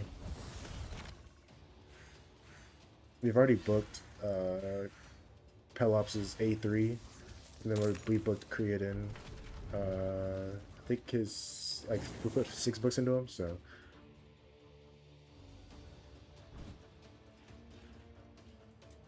we'll probably push into brutal campaign probably tomorrow.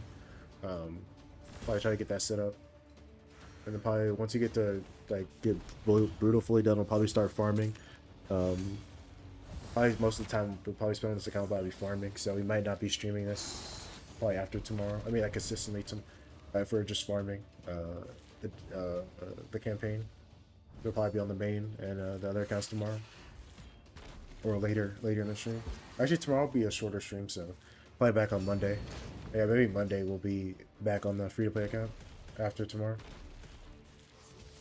Well, yeah, because tomorrow will be a short stream, so we'll probably be only.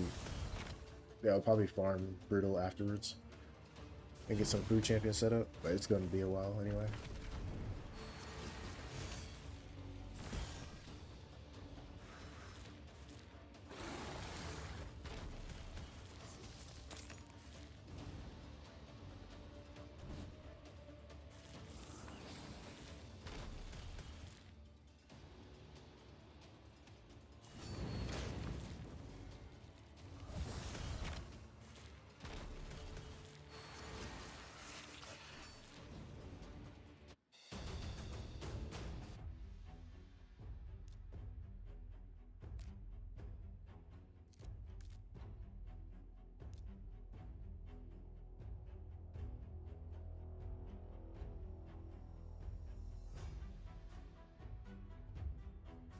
is unfortunate. We're now getting all the Pelops have 3-star ascensions.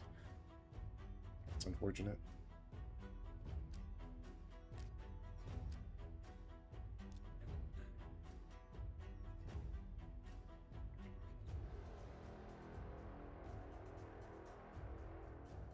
We need another 5-star ascension. Yeah, goal's definitely to complete these. Yeah, we'll definitely do these in the next. Or Justicar. That'll be the major issue, is fusing Justicar. Justicar, whatever his name is.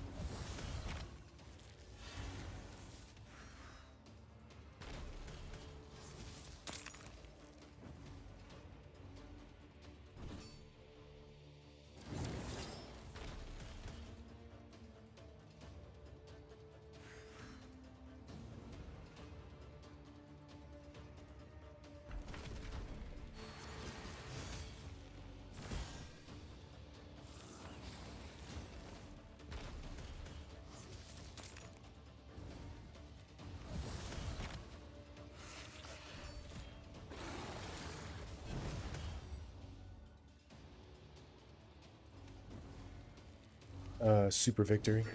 You can also copy it from the Discord. I think it's the second most recent promo code, but yeah, it's Super Victory.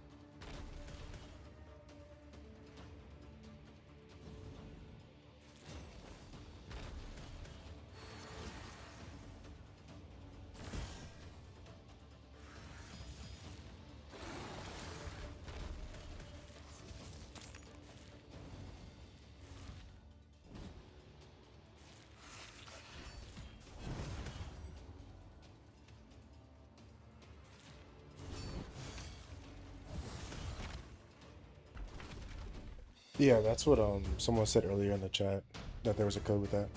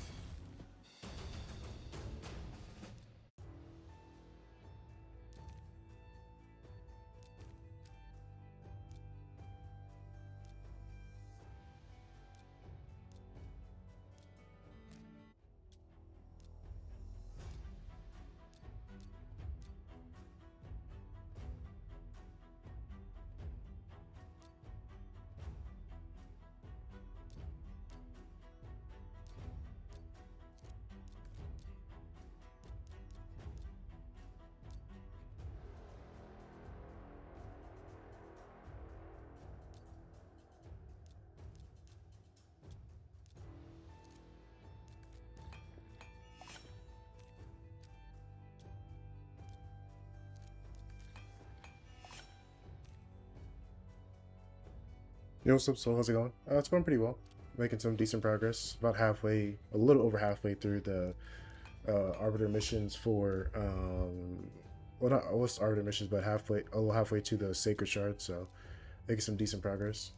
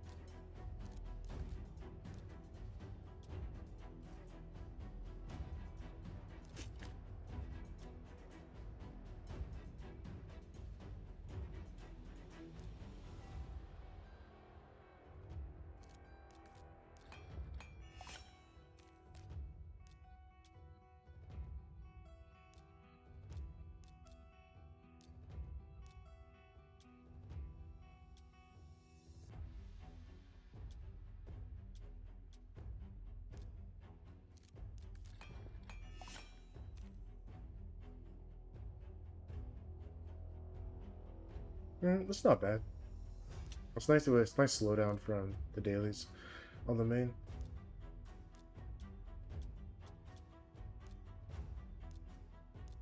It's like very like heavy in the very beginning, and then after that, it's pretty simple.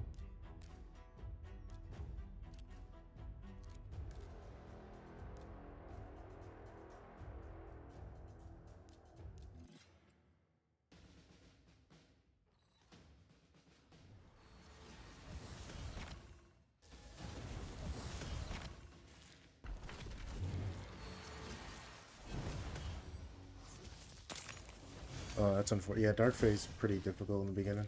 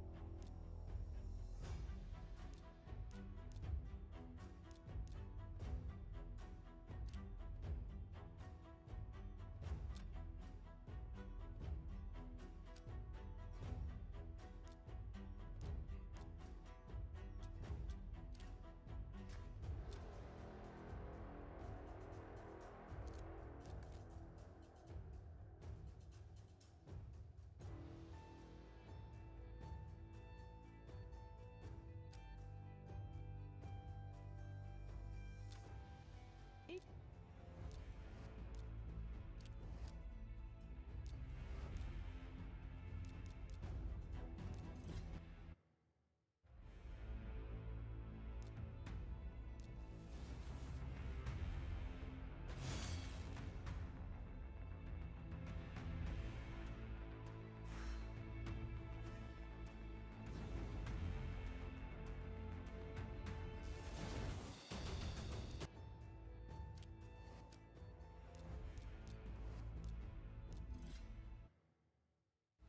51% chance to win, 49% chance to lose.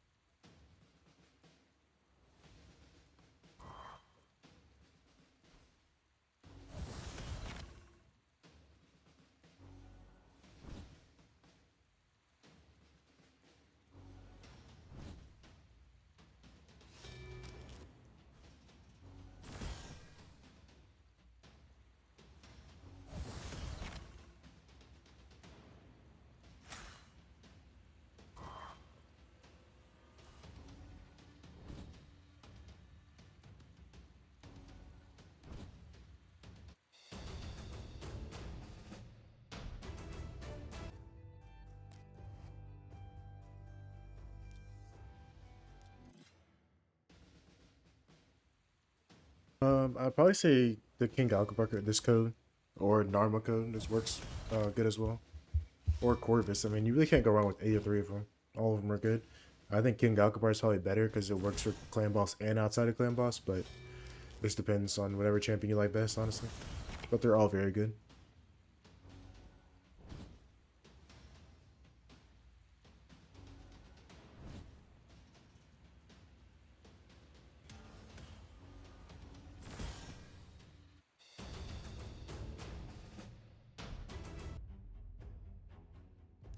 Yeah, I would say King Alcabar and Pelops because he like activates the poison on his passive as well as he can place a lot of poisons and strip and plays block buffs, so and he does decent damage. So I think Corvus is a better damage dealer and Dharma does more poisons, but I think he's a mix of both. But he also has healing as well, so I think that's why they work well.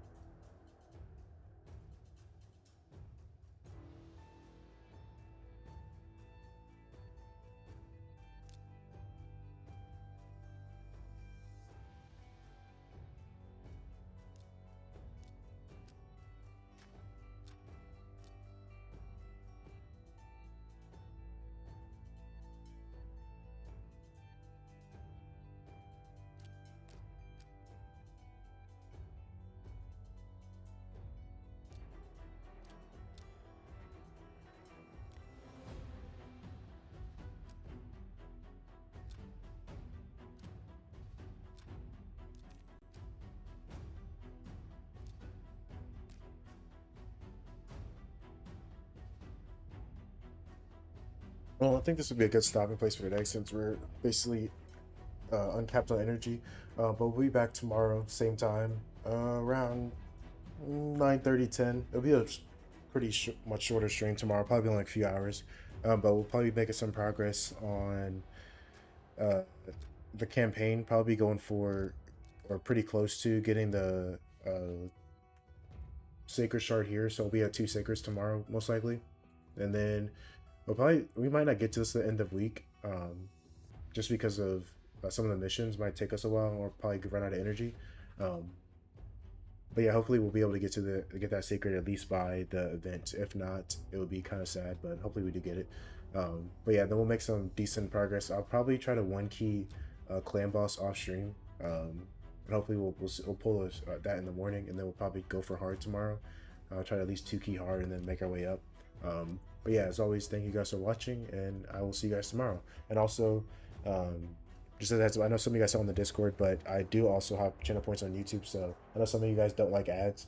So if you don't want to watch the ads, but you still want to get the account takeovers, you can watch on YouTube as well to gain those points. And I know some of you guys like to bet as well. So I did open up the roulette and the slots. I might have to tinker with some of it a bit because it's not the same as Stream Elements. But it's still available if you guys don't want to watch ads. But you want to still watch the stream, you can do that as well. So as always, thank you guys for watching, and I will see you guys tomorrow. I hope you guys have a good rest of your evening, night, or morning.